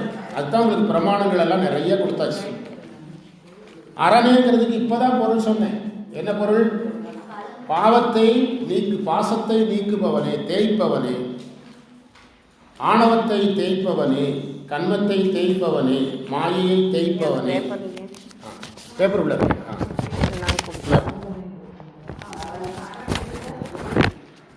என்று அரற்றுவார்க்கு. அரற்றுதல்ங்கிற அழகான வார்த்தை. அரற்றுதல்ங்கிறதுக்கு என்ன பொருள் சொல்லியிருக்கிறோம்? அப்ப சமய சாதனம் ஒரே நேரத்தில் பண்ணணுமா, திரும்ப திரும்ப பண்ணணுமா? திரும்ப திரும்ப பண்ணணும். சமய சாதனம் திரும்ப திரும்ப பண்ணணும். இதுல ஒரே லிஸ்ட் எழுதிங்க அமௌண்ட். இந்த சகோதரி அவங்க இந்த இது உங்கப்பா. சரி, ஓகே, சரி. உங்களுடைய ஃபார்ம் நீங்கள் வந்து பணம் முதல்ல கொடுத்துட்டீங்களோ? முதல்ல கொடுத்தாச்சு. எவ்வளவு? 900 எழுதிடுறேன். பின்னால் எழுதிக்காம முடிச்சு எல்லா தொகையும் அதில் மொத்தமாக சேர்த்துடுங்க. அவங்க ஃபார்மை வச்சுட்டாங்க. நம்ம பாட நேரத்துக்குள்ளே எல்லாம் முடிச்சிருவோம். யாரையும் நம்ம தொந்தரவு பண்ண வேண்டாம்.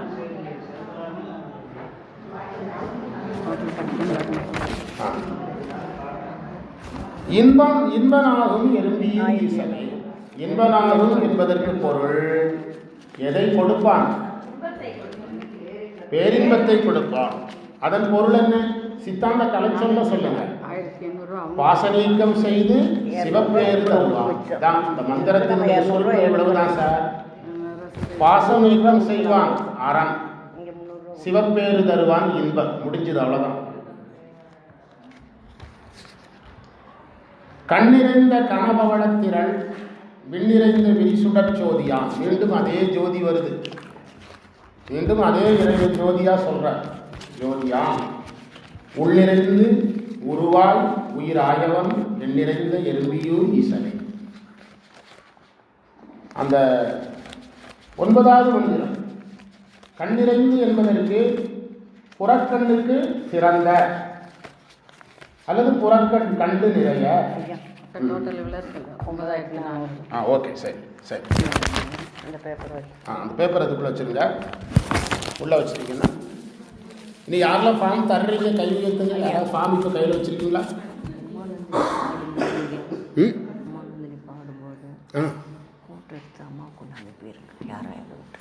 யாரை விடுறது?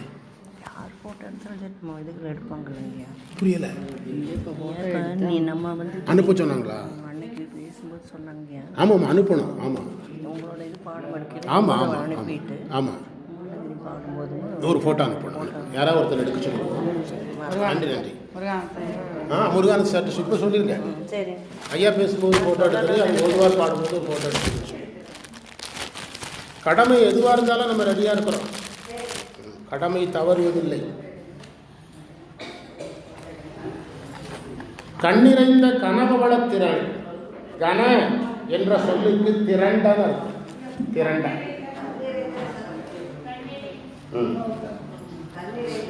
கண்ணிறைந்த கனபவளத்திரள் விண்ணிறைந்த விரிசுடற் சோதி. கன என்றால் திரண்ட. கண்ணிறைந்த என்பதற்கு புறக்கண் நிறைய காணுதல். புறக்கண் நிறைய காணுதல் என்ன அர்த்தம்னா, புறக்கண்ணால் போதும் போதும் சொல்ற அளவுக்கு பார்க்கறதுன்னு அர்த்தம். கணம் திரண்ட. பவளத்திரள் பவளங்களின் தொகுதி. உருவாய் விண்ணிறைந்து விரிசுடற் சோதியான் உள்நிறைந்து உருவாய். உருவாய் என்ற சொல்லுக்கு என் ஆன்மாவில் கலந்துன்னு பொருள் எடுக்கணும். என் ஆன்மாவில் கலந்துன்னு பொருள் எடுக்கணும்.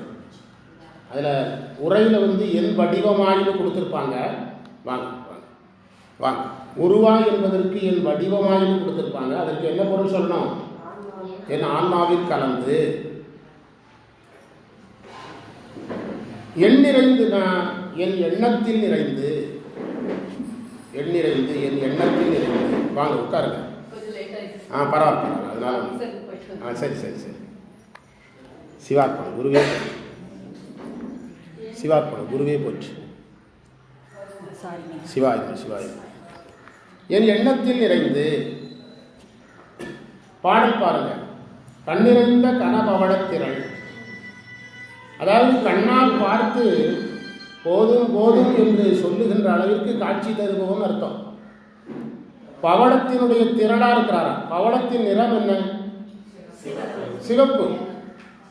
இறைவன் சிவப்பா இருக்கிறதுனால பவளத்திரள்னு சொன்னார். அம்மைக்கு வந்து பச்சை நிறம். கண்டபத்தில் கடைசியில் சொல்லுவார் மாணிக்கவாசகர், மரகதத்தை கிளர் ஒளியை மரகதத்தை. மரகதம்ங்கிறது பச்சை நிறம், அம்மையை குறிக்கிறது. பவளம்ங்கிறது இறைவனை குறிக்கிறது.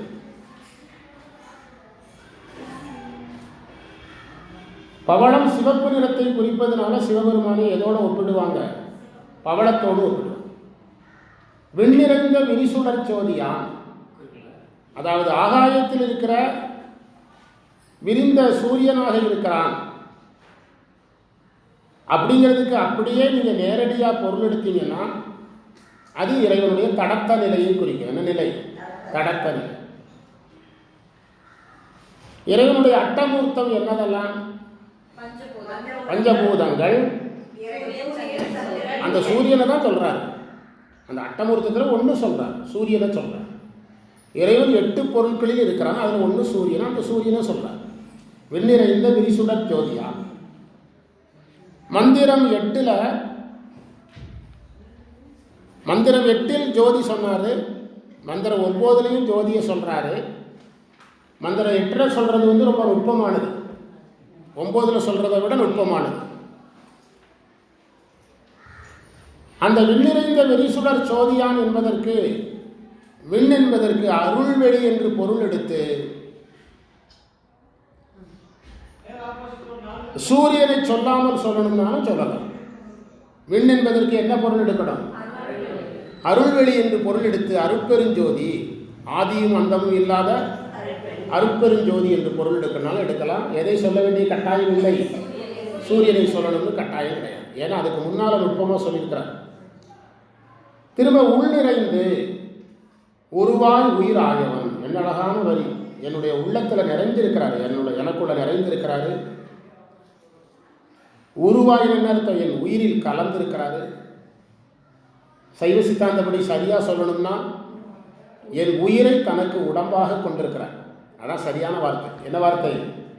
என் உயிரை தனக்கு உடம்பாக கொண்டிருக்கிறார். உள் நிறைந்து உருவாய் உயிராயவன், உயிருக்கு உயிராக இருக்கிறான். உயிராயவன் என்பதற்கு பொருள் எனக்கு அறிவிக்கிறான், என்னை இயக்குகிறான். அதான் உயிராயவன். எனக்கு அறிவிக்கிறான், என்னை இயக்குகிறான். நீங்க உண்மை விளக்கம் நூல் வச்சீங்கன்னா இது புரியும். இந்த அறிவிக்கிறான் இயக்குகிறான் யாராவது வச்சிருந்தீங்கன்னா கொடுத்தீங்கன்னா படிச்சு காட்டுறேன்.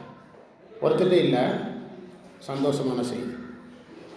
அறிவிக்கிறான் இயக்குகிறான். சரியா?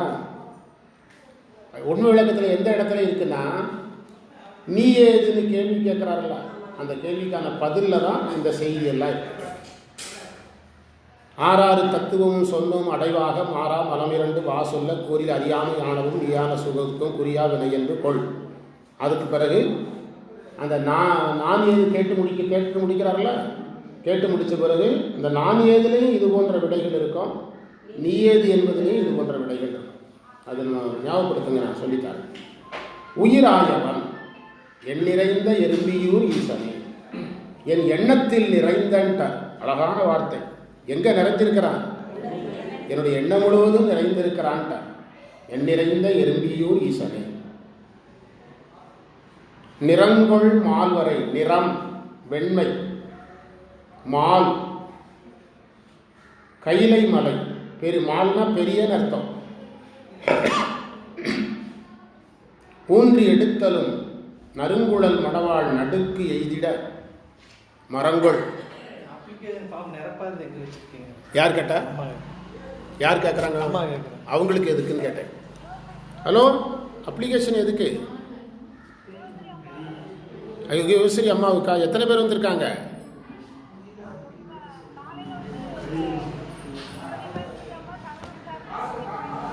சரி,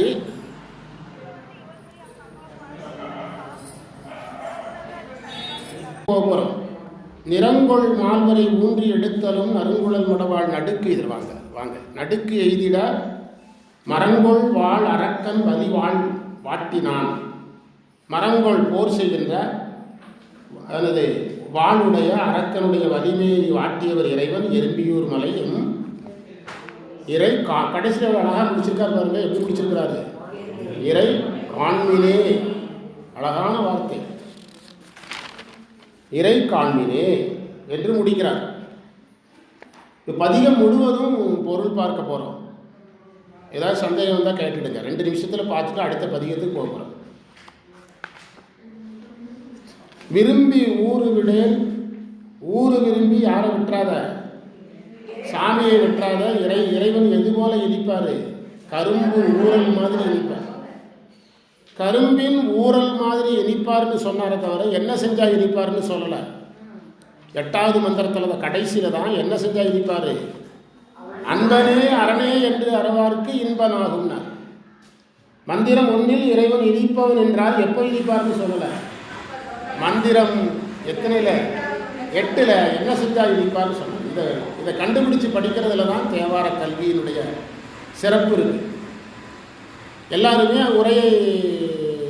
உரையை படிக்க, உரை சொல்ல அதில் தான் போயிட்டுருக்குறோம். இப்படி பார்த்தீங்கன்னா தேவாரத்தை அனுபவிக்கலாம். அதை அப்படி வச்சு ஆரம்பிக்கிறாரு. இந்த துன்பத்தை விரும்பி இறைவனை விட்டுறாதீங்கப்பா, கரும்பு ஊரல் மாதிரி இனிப்பார் கலந்தவர்களுக்கு. 3வது வரிக்கு என்ன பொருள்னா, அவருடைய திரிசூலத்தில் கபாலம் இருக்கிறது, பசுமை மாறாமல் இருக்குது. எறும்பியூர் மலையில் இறைவன் இருக்கிறார். அடுத்தது விளங்குகின்ற சடை உடையவராக இருக்கிறாரு. பிஞ்சகன் என்பதற்கு அழிக்கும் கடவுளாக இருக்கிறாரு. பேணுகின்ற கரங்கு பூதகணம், அதாவது சுற்றி சுழல்கின்ற பூதகணங்களை உடையவராக இருக்கிறாரு. நெற்றி கண்ணராக இருக்கிறாரு. அம்மையோடு இருக்கிறார் எறும்பியூர் இறைவன். தேவர்களுக்கு மருந்தாக இன்சுவையாக இருக்கிறாரு. அப்படின்னா என்ன பொருள் சொன்னோம்? தேவர்களுக்கு போகத்தை கொடுக்கிறார். போகத்தை என்ன? உலகியல் போகத்தை கொடுக்கிறார், பேரின்பத்தை கொடுக்கறது இல்லை. திரண்ட சடையுடையவனாக இருக்கிறாரு, புண்ணியனாக இருக்கிறாரு, நெற்றிக்கண் உடையவராக இருக்கிறாரு, நகை அணிந்த அம்மையோடு இருக்கிறார் எறும்பியூர் இறைவன். நீலகண்டனாக இருக்கிறாரு, மலமற்றவனாக இருக்கிறாரு.